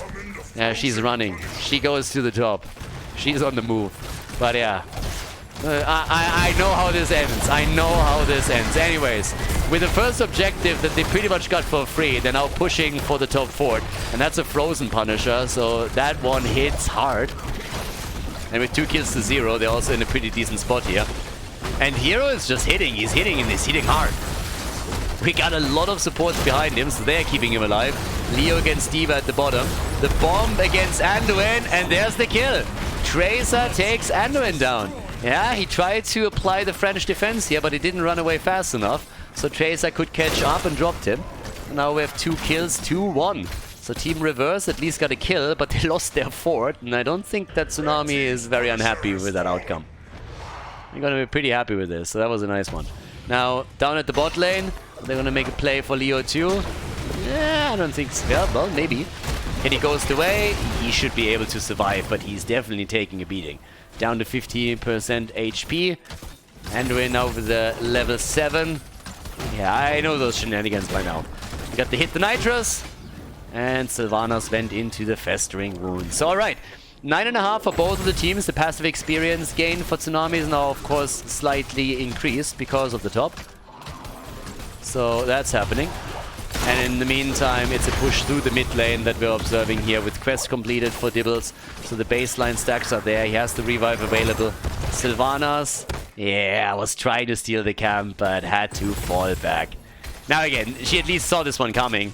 Or it could have been a problem. Up at the top, we have Kyoja trying to help them. There's the ult. Defense Matrix is in. D.Va. Explosion. And she's alive. Yeah, the recall on Tracer didn't really put her in trouble. Kyoja's immediately ready and can start to chase them down a bit here. And they are trying to chase. Yeah, Rain got out, but if you're a bit slower on that move back, then Diablo catches you and gets the flank. And then you're toast. So now we have 2 kills to 1. No ult for Anduin still. Is he gonna go for the words? For all the words? For the best words? Or is he gonna go for the light bomb? I mean, they don't really have that much light bomb engage. Could be the word, guy. It could be the word, everybody. I still need my... Honestly, I still need a Donald soundboard. I still need it. Anduin, he's playing around words so much lately. It has to be a thing. But yeah, anyways. D.Va again getting attacked. It's still interplay between the 2 Overwatch characters is already ongoing. They fight fire with fire, Overwatch with Overwatch. And apparently, Anduin doesn't have the best words. He doesn't. No, he goes for the light bomb here. So let's see who they use to engage that with. I mean, Dibbles charging in would of course already help. Could also maybe use that in D.Va here. The old man again telling his stories. Oh, stay a while and listen. Back when I was young, phones had cable and were stuck at the wall. These days, with these mobile phones. Yeah. So the old man just sitting around here. 2 kills to 2. And well, it's a little bit of a quieter game. I mean, I wish to tell you that there was like a lot of stuff going on, but outside of them timing their shaman camp with the top lane and the objective, there's not really that much happening. They brawled it out a lot on the last few maps, but it seems like Tsunami is now trying to focus way more on the objective. And with the first one, they took the first fort down, so good for them. But yeah, either way, seems like they're going to give that up again. Yeah, she barely got out. Are they chasing her still? Yeah, Hyde at least is. But okay, they can't find her, but it doesn't matter too much because at the bottom of the map, the lead is there. 14 to 3 points. Now, the blue team is finally fighting for this one. It's an Arcane Punisher after all. But they're currently battling it out in a 4 versus 5. And there's a level 13 talent, just slightly faster for Team Tsunami. And yep, there's another wall stun attempt. Slapping Mei around a bit. The Entomb drops, but Anduin is ready for it and pulls them out, and there's the light bomb engage. Terror! Diablo with a kill and the barbecue against Leo. He's dry to the bone now. And looks like the old man might fall too. Nah, Mei dies first. Yeah, that's to the Overwatch character. Alright, so they got the control, but they're gonna lose topside, aren't they? D.Va is making her way over here, but I think it's going to be too late. This is not looking good. This is way too much damage output. D.Va is unlikely to take this, but I like the reaction. They're moving straight in for the fort to drop this as quickly as they can. So it's a fort for fort, but now they have the objective moving towards the key. So that's kind of cool. That's kind of nice. I like that the blue team was also reacting in the mid lane by dropping the wall and opening up the minions moving into the fort itself. So they're doing really, really well considering, but then they lose Sylvanas like this, and of course that's a bit of that's a bit of a sad story, because now you have the side lane open, can make a play maybe even for Tracer. They want to do as much damage to the keep as they can. I don't think they can take it down. It's just too early in the game, but they might. I mean, D.Va is moving over, and if they got the damage now, Vala can chunk it down, and it's still a 5 versus 4. But yeah, they gotta fall back a little bit at least. Okay. For now, we have on the damage side 20,000 for Vala, 17,000 for Tracer. She's not doing too bad either. And he hits it. He hits the ice wall. Vala, and Anduin is cheating again. Ah, but here comes the Overwatch power. 1 down and 2 down. Diablo goes for another terror, but that doesn't change anything either. Nah, he's down. Ooh, that's a big one. Ooh. Woo-hoo-hoo-hoo. Baby! That was a huge self-stun. And he still gets the slap and kills her. Are you kidding me? He absolutely crushes. And then he gets the kill. The mace to the face finally ends him, but that was still pretty awesome. That was epic. Stukov. Yeah, you're gonna get promoted for this. What comes after Admiral? I don't know. Fleet Commander Stukov. There we go. By the way, there's this fight again. The ice wall came in first, And then, of course, they're jumping into the choke point, and they're starting to take the win right there.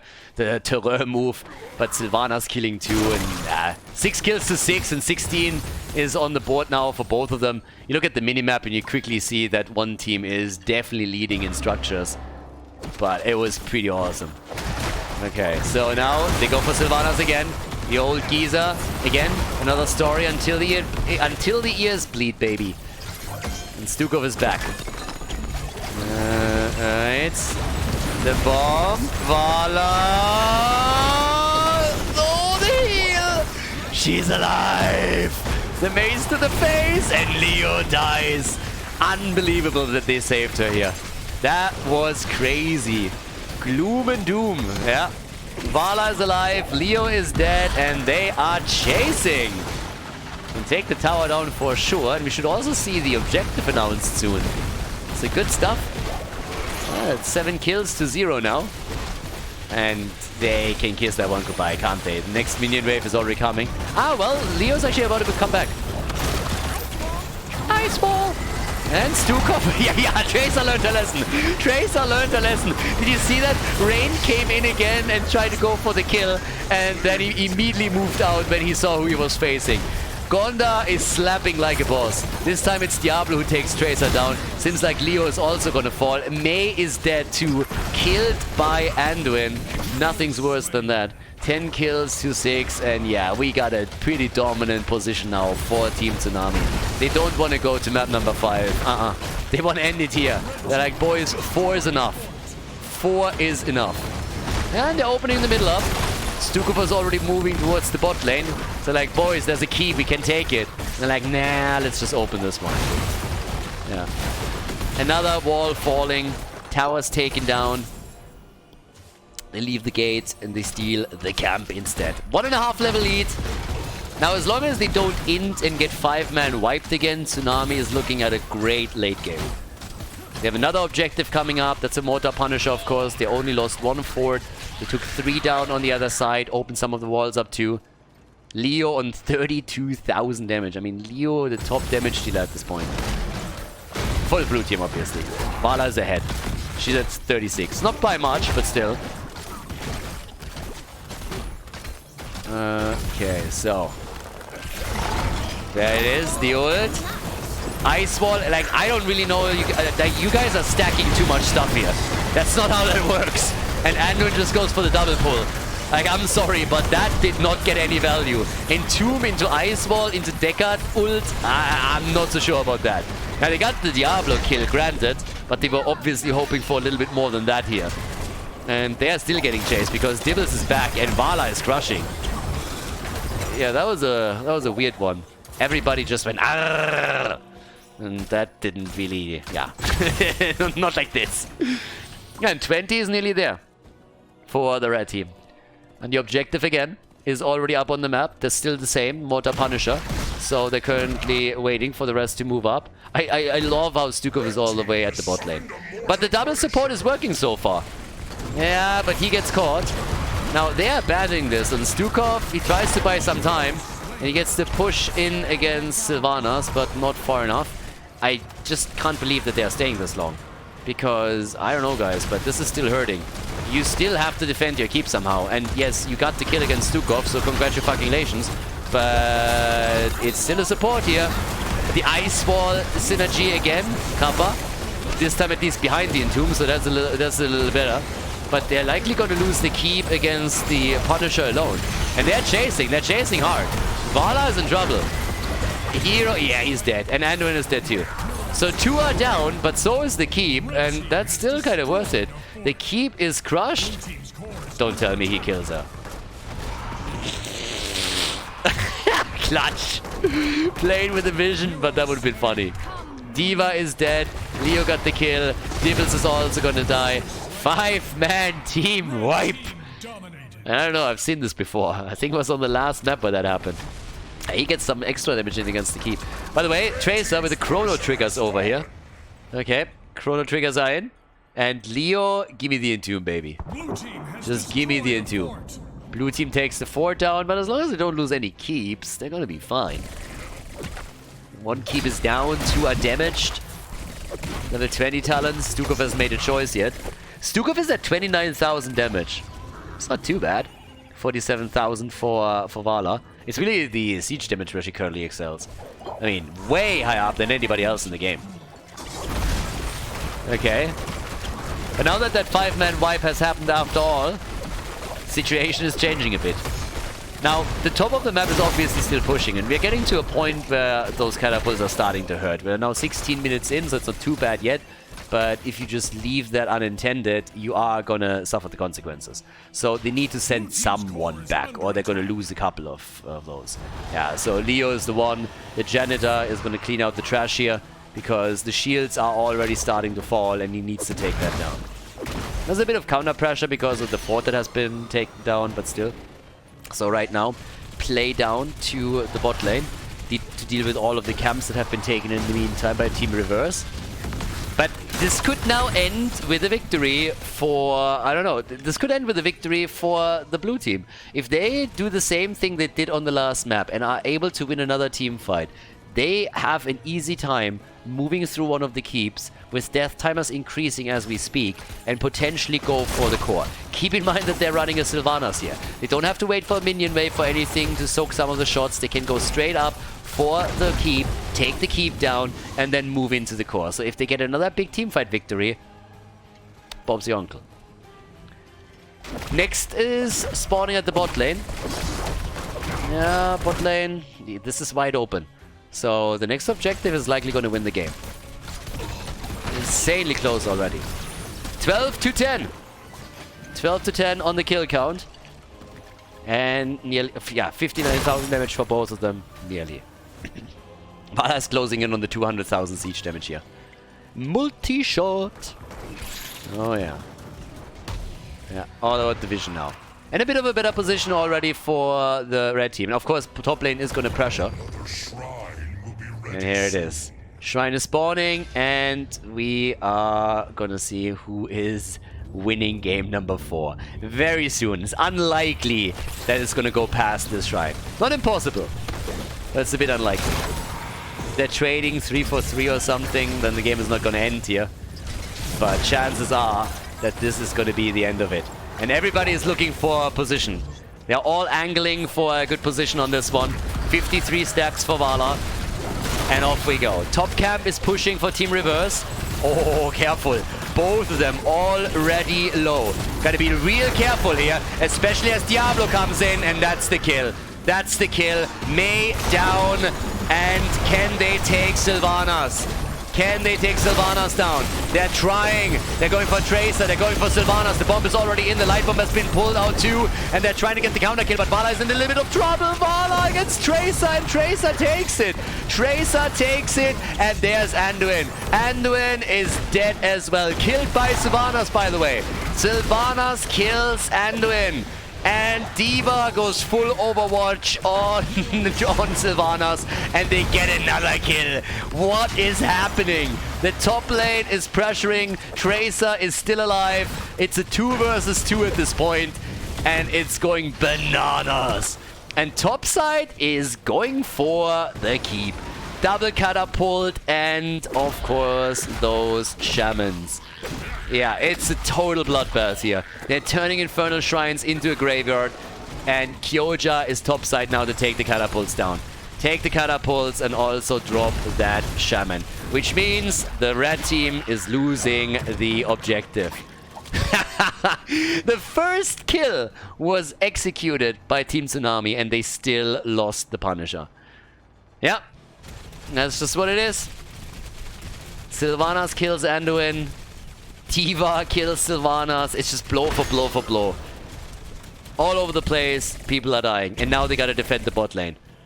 It's again the blue team that's in the driver's seat. It happened on Volskaya. It's happening again as we speak. And it's getting a bit nuts. Now, D.Va is trying to push out the top lane before she Hearthstones back. For good reason.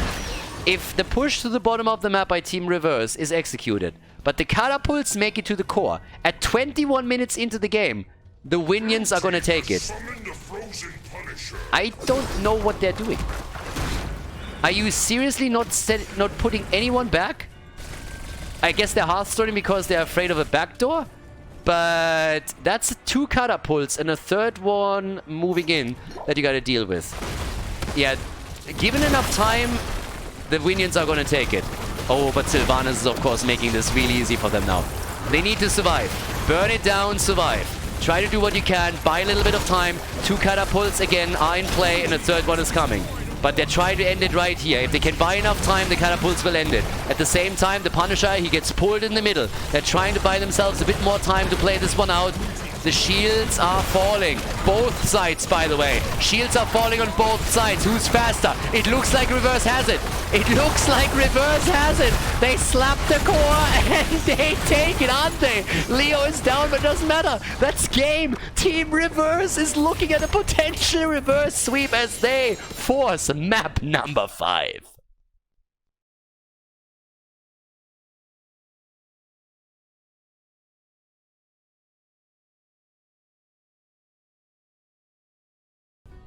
Game 5, I don't know what to tell you. I really don't.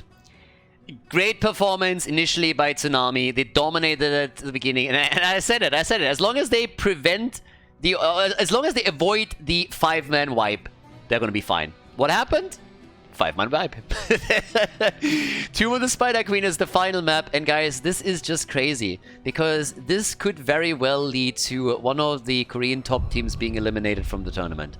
Now, I said it before, the Korean scene is struggling a little bit in the sense that there's not too much regular competition that is happening. That's one of the reasons why they also participate in some of these Chinese tournaments. I mean, obviously for the Chinese it's amazing as well. You're so close that ping is not playing a big role and you have a lot of top players in here.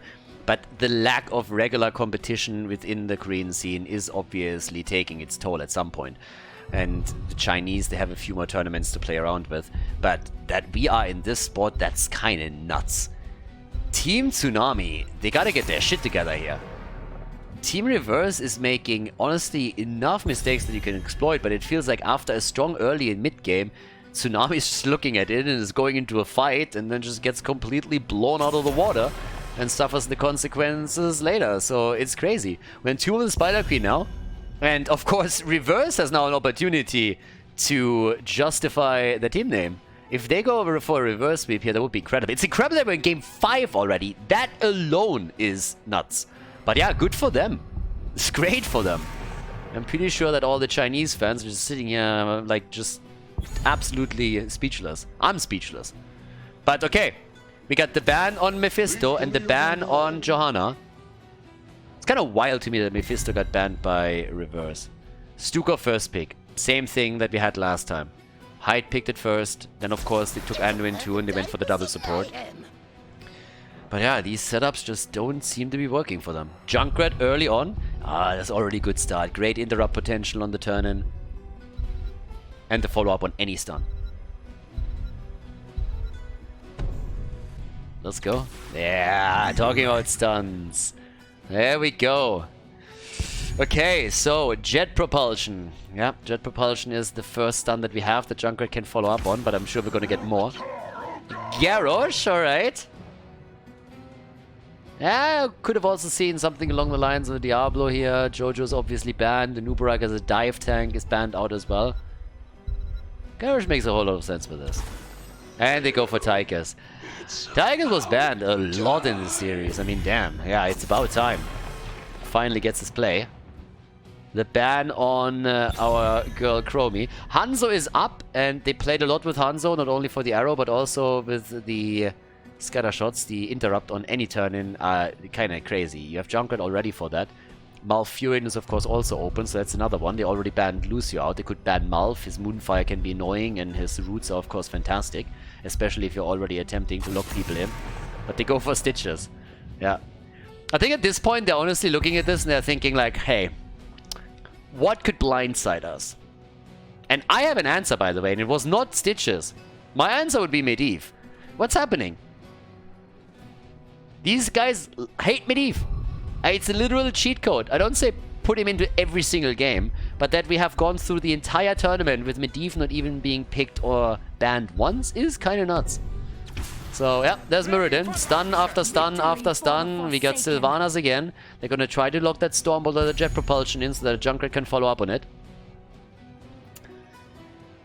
Yeah, and we still need a side laner. My boy Leo is 2-0 in this series. More Leo, more win. I'm telling you. Tsunami. Come on, boys. Yeah, we got also Urel. They played Malthael before. Ah, Hogga is up. Yeah, right. He was banned a couple of times, but now he's actually available. And Tassadar. The Tassadar pick, we have seen that in the tournament multiple times. So many times. Archon plus Odin. We've seen that on Infernal Shrines. We've seen that on Tomb. They really, really like that. Tassadar is a hero that plays no role right now in Europe. Game 5. Full distance, everybody. Game number 5. Off we go. Final pick for Team Reverse. It's the Crybaby. They go for Anduin. And it's party time. I can't believe we're in the 5th game. Will the Koreans make it to the next round? Let's find out. Map number 5. Tomb of the Spider Queen. Let's go. Prepare yourself. They were able to defeat 2 match points. They defended them well. Now we have Team Reverse on the final map go up against Tsunami. And if you remember game number 1, Tsunami can be very, very happy that this is not a 3-1 victory already for the blue team. As it stands, we have Blaze and Muradin for the blue team for the stuns. We got Junkrat and Sylvanas for damage. And of course, Anduin is sitting on the left side too to help the team out. Right side of the map, Team Tsunami with Hogga, Stukov, Tassadar and Tychus for the metamorphosis, the transform thingies. When we have not only Archon, when we not only have Archon, I was like, if that hits him, no, but yeah, Archon and of course the Odin. It's gonna be fun. But anyways, now that we're heading into our battle in the mid lane, let's find out who gets the first kill here. They're already brawling it out. The game number 5, everybody is going for the aggression, and Tychus of course can now also try and shred Muradin in particular. Yeah, he's going to get that damage in. But talking about potential first bloods, Garrosh had a problem here for just a second. It's all about the gems right now. Let's go. And Garrosh is a bit low already. The trap is up. They're double checking the bushes as they should. And Hogga needs to poke out soon because he is heavily getting ganked. And yep, dodges the Stormbolt and gets out. Nicely done. There's a lot of time that was wasted now by Team Reverse to try and get a kill on Gonda. And he avoided it from happening. So yeah, well played by him. Now, they are rotating down to see if they can maybe do something about it. First, you want to help your solo laner, of course, to regain control of the lane. But also the idea, hey, if someone sticks around, you might get a kill after all. Anyways, we got on the left side and on the right side now both of the teams heading for the bruiser camp. Trying to push us through the middle. I honestly expect in the early game Tsunami to do once again well. It's really these late game fights that terrify me a little bit. And with that in mind, I am looking at that boss pit and I'm just thinking, uh-oh. Because if it ever comes to a fight there, if one of the teams throws, I have an inkling which one that could be. Now we're jumping way ahead of ourselves here, but keep that in mind. Level 4 kicks in slightly faster for Tsunami. We're going for the fence, and the Master Assassin for Tychus as usual. Indomitable. No surprises. No surprises with the abilities. Maybe the Thunderbird or Muradin, but we haven't seen Muradin all that much anyway, so they're shifting it out. Even in Europe, you see both talents taken. Talking about Muradin, gets thrown in, hops back out. That's an agile dwarf. Very agile dwarf. Yeah. And all the way at the top, there we go. Tassadar. They go for the Protoss cheat, you know? That's a heavy start. Like, they really love their StarCraft heroes, don't they?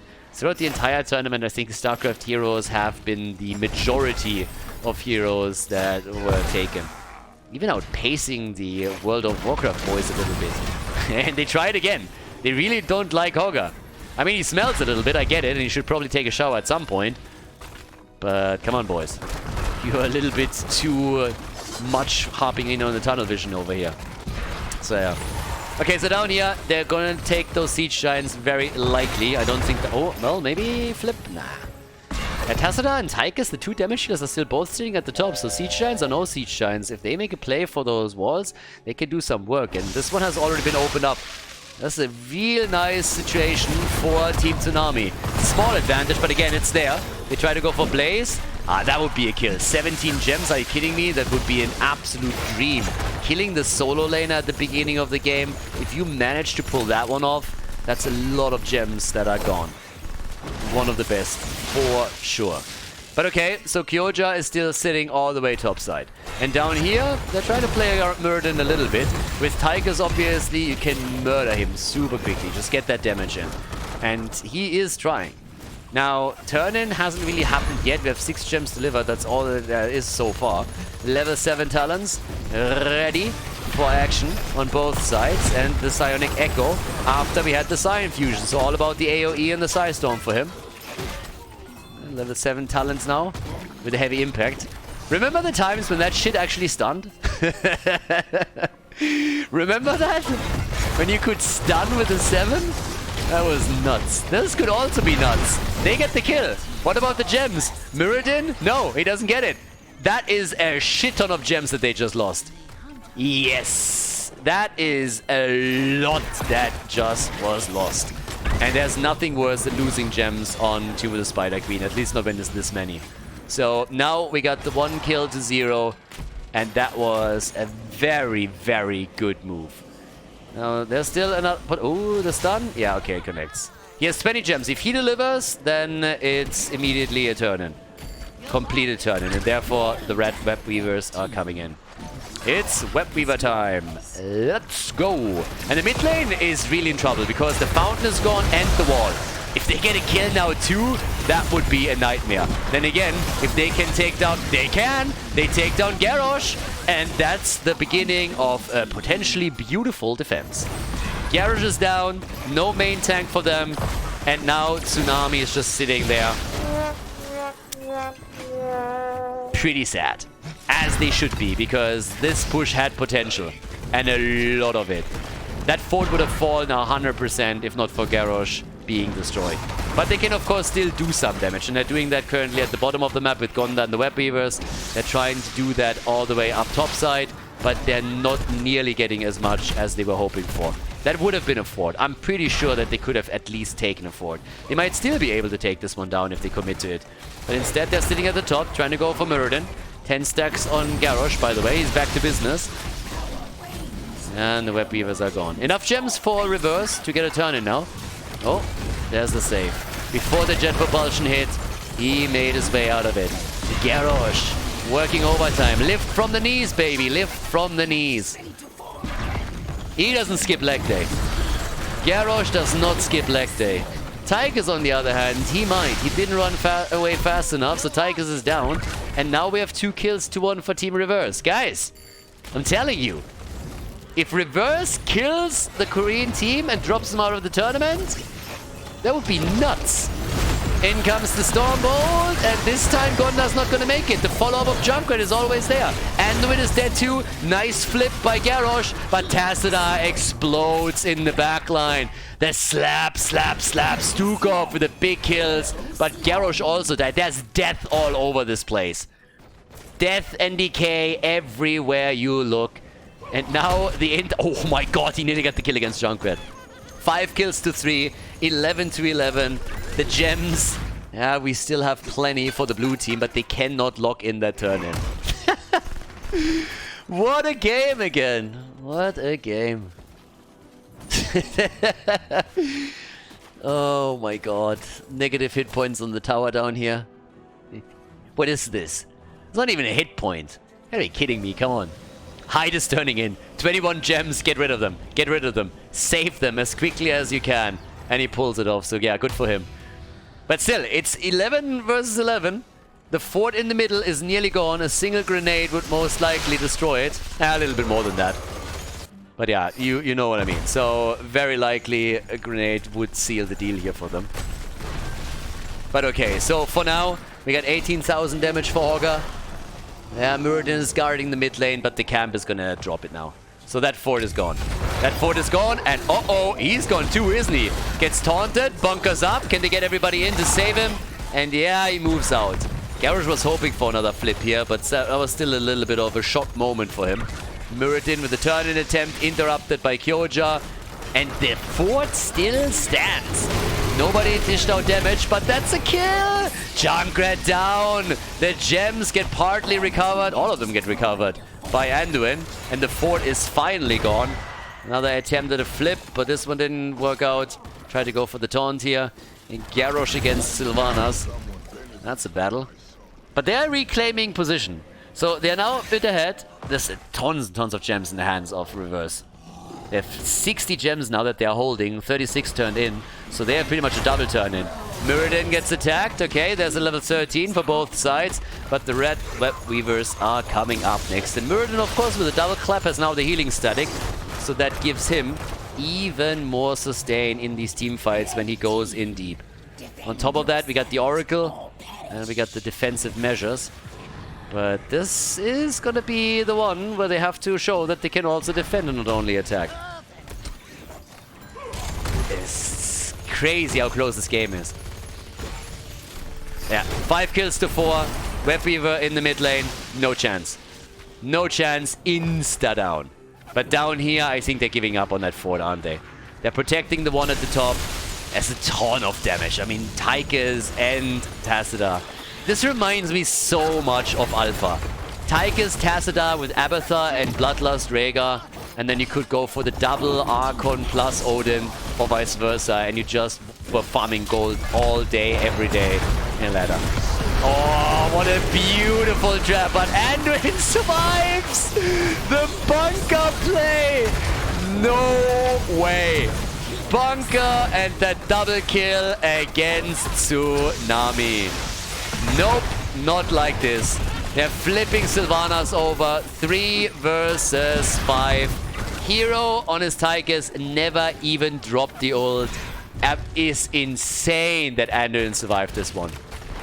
I mean, you're kidding me. You're kidding me. Spider Queen already. It is over. I mean, not yet, girl. Not yet. Hold your horses. But I admit that it's looking a bit grim. Are we really seeing a reverse sweep? Is this really gonna be the reverse sweep of Team Reverse against Tsunami? There's the next turn in attempt, and they interrupted. They interrupted. They have to make a play. 76 gems in the hands of the blue team. The red team, by the way, has more than enough gems for a turn in of their own. So they can turn in too. Each team lost a fort. And Hero, yeah, he might get it. No, there's no way. There's no way. He gets spooked out by the mine. Maybe someone can sneak down. I don't know. But 16 is getting closer and closer for Team Reverse. Kyoja, again, they're interrupting him as best they can. There's another one. Stormbolts are flying. Anduin is throwing light around down here. Hero, he turns in 15. They're still 19 short. And there's the level 16 talent. Now they gotta buy time. Now they gotta buy time. Will of the Forsaken. Sylvanas already moved down. 11 to be turned in. And that's the first 11 that they have. Junkrat jumps in too. Seems like Blaze got a little bit confused. Yeah. He should be used to all those force walls. He experienced more than enough on all those choke points in StarCraft 2. Anyways, here comes Odin. Sylvanas jumps in. She jumps in deep. Hero gets safe. Look at Garrosh. Again, he's lifting from the knees. He throws Odin across the map. And now we have the double transformation, and they still don't have enough damage. Instead, the jet propulsion into Anduin pull to take Garrosh down. Guys, Reverse is just coordinating these team fights way better at this point. They just do. 16 versus 16. I grant you that they had the 16 talent advantage for most of the fight, but still, Tsunami is now 4 kills behind. They're half a level behind. The Web Reavers are coming through, and it is a disaster for the Korean team. They had a 2-0 lead. You could argue they shouldn't even have won game number 1. And now, they are about to be eliminated from the tournament. They need to dig deep. It's even talents at least, but they need to dig deep here. They need to find those kills somehow. And Team Reverse, they have the momentum. They want to go, and there's another kill. That's 25 gems. That's 25 gems. He gets them. Garrosh gets the gems, but now he gets attacked. They can't play it like this. Indomitable gets used. These isolated kills at this point in time, they just hurt way too much. Another push through the top. 1 fort is remaining, and it will fall as well as the blue team is pushing for the first keep of the game. 31,000 damage from Tigers. 39,000 on the side of our girl Sylvanas. Bottom of the map. They're pushing in here as well. Hero and Gonda, they're trying to get a kill, even moving in with a Horda Pult, but it's not working out. Junkrat was ready for it and moved away. No keep has fallen yet. Only the walls have been opened up. Can maybe Garrosh get a good flip? Put them into the back line here. It's not looking like it. Huge problem now. Big problem for the Koreans. 9 kills to 4. 1 level lead. They need a team fight, and they need a good one. Top side, they defended the keep. They still have 59 gems. They got enough for a turn-in.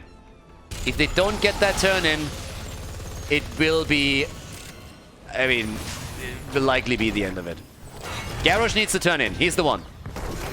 He's the one. Hai doesn't have enough. They could try for Kyoja and Hai together. They could combo it. Already moving outside of vision here. Trying to keep them guessing of where exactly he is, but Blaze is pressuring the bot lane. There's a camp in there too. Siege Giant camp, Bruiser camp in the middle. Oh, baby. Oh, oh, oh. Right now, we have so much pressure on the lanes against Tsunami. Every lane is pushed out. They're losing vision.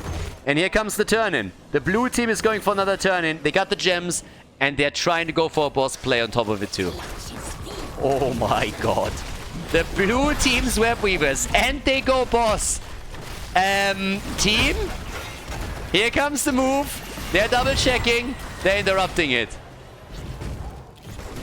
And they still take it. They still take it. They want it. What are they doing? They're buying themselves a little bit of time. The web weavers are already on the ground. Throw it, baby. This is the fight. Maybe not. The Stormbolt, Garrosh, the bunker, the Riptire. But Sylvanas is dead too. And this time, and he survives again. No, he doesn't. Finally, Anduin is dead. Finally, Anduin is down. They need more. They need more. They need another kill. Can they get it? 3 still alive. They barely get away. Level 20. And now it's time to defend the keeps. They were able to kill 2 of them. They're closing in on level 20. Free defense. They can take the one in the middle. No problem. They can take the one at the top. And they should be able to get either boss or turn in after that if they hurry up. If they hurry. Let's go. Let's go. There's the level 20 talents. It's party time. They defend the bot lane. We got the force barrier. And now what do you do with it? You have a 15-second window before Sylvanas is back. Another kill would be the dream.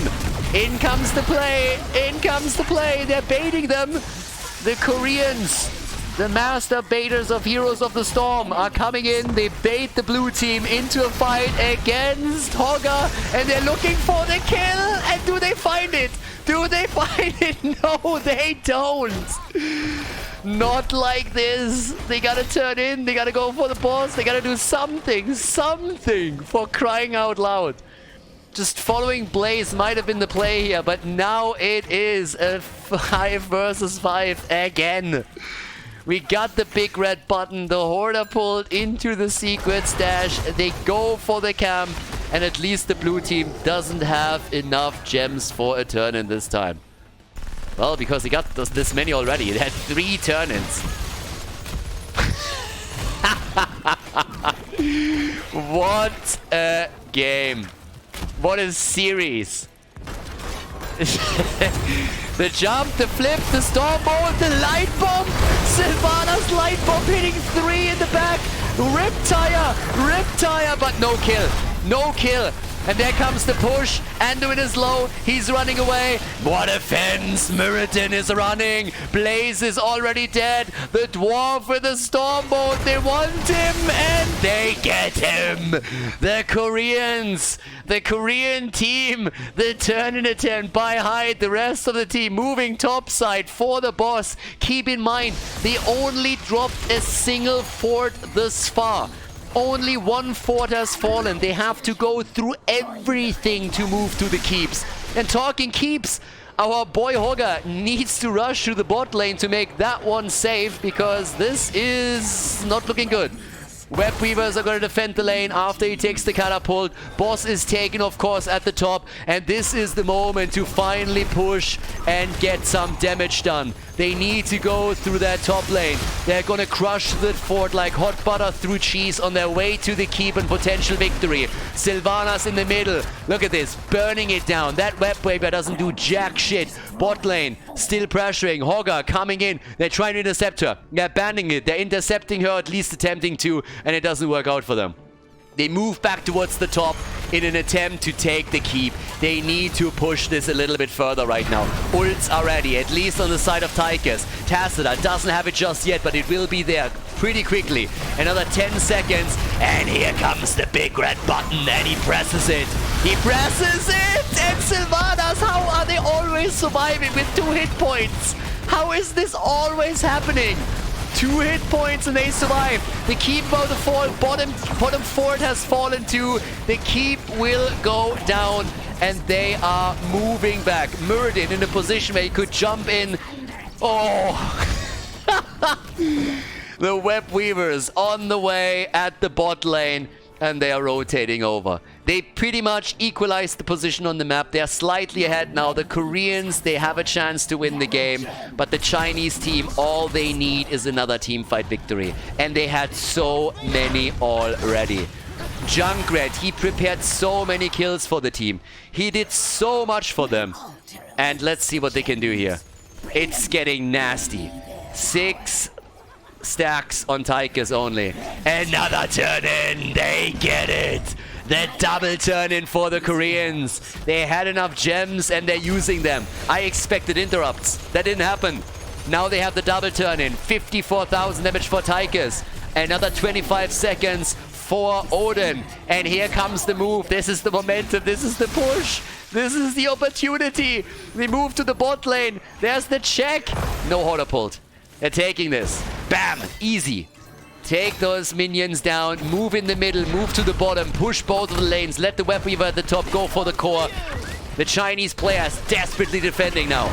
Desperately trying to defend. Bot lane, Sylvanas. They need to control her a little bit. She does too much damage against those Web Weavers. She burns him down super quickly. Keep in the middle. Under pressure. Keep at the bot lane. Nearly defended. Great job by Sylv.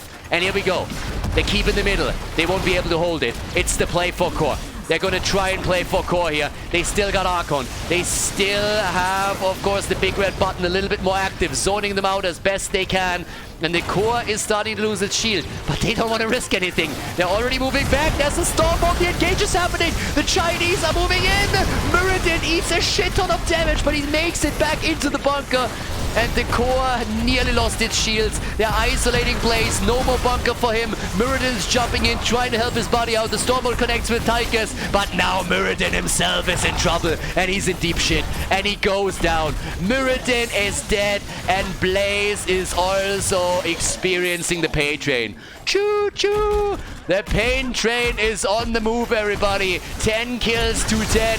The Koreans, the final map, they want to go to the next round. They want to face off against Team Fly. And they have the best position possible now. Another hit. It's a 5 versus 3 on the core. And the shields are being lost. They go for it. They try to take it down. This is the moment. This is the play. And Sylvanas dies. Sylvanas is dead. And Team Tsunami pulls it off. They go for the win. And are they getting it? Tychus is dead. Tychus is dead all of a sudden. But the catapults are on the core, and so is the team. 15 for Meridian to come back. 38%.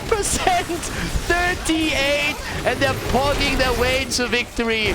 This is game. Reverse is out of the tournament. The Team Tsunami moves on to the next round of the competition.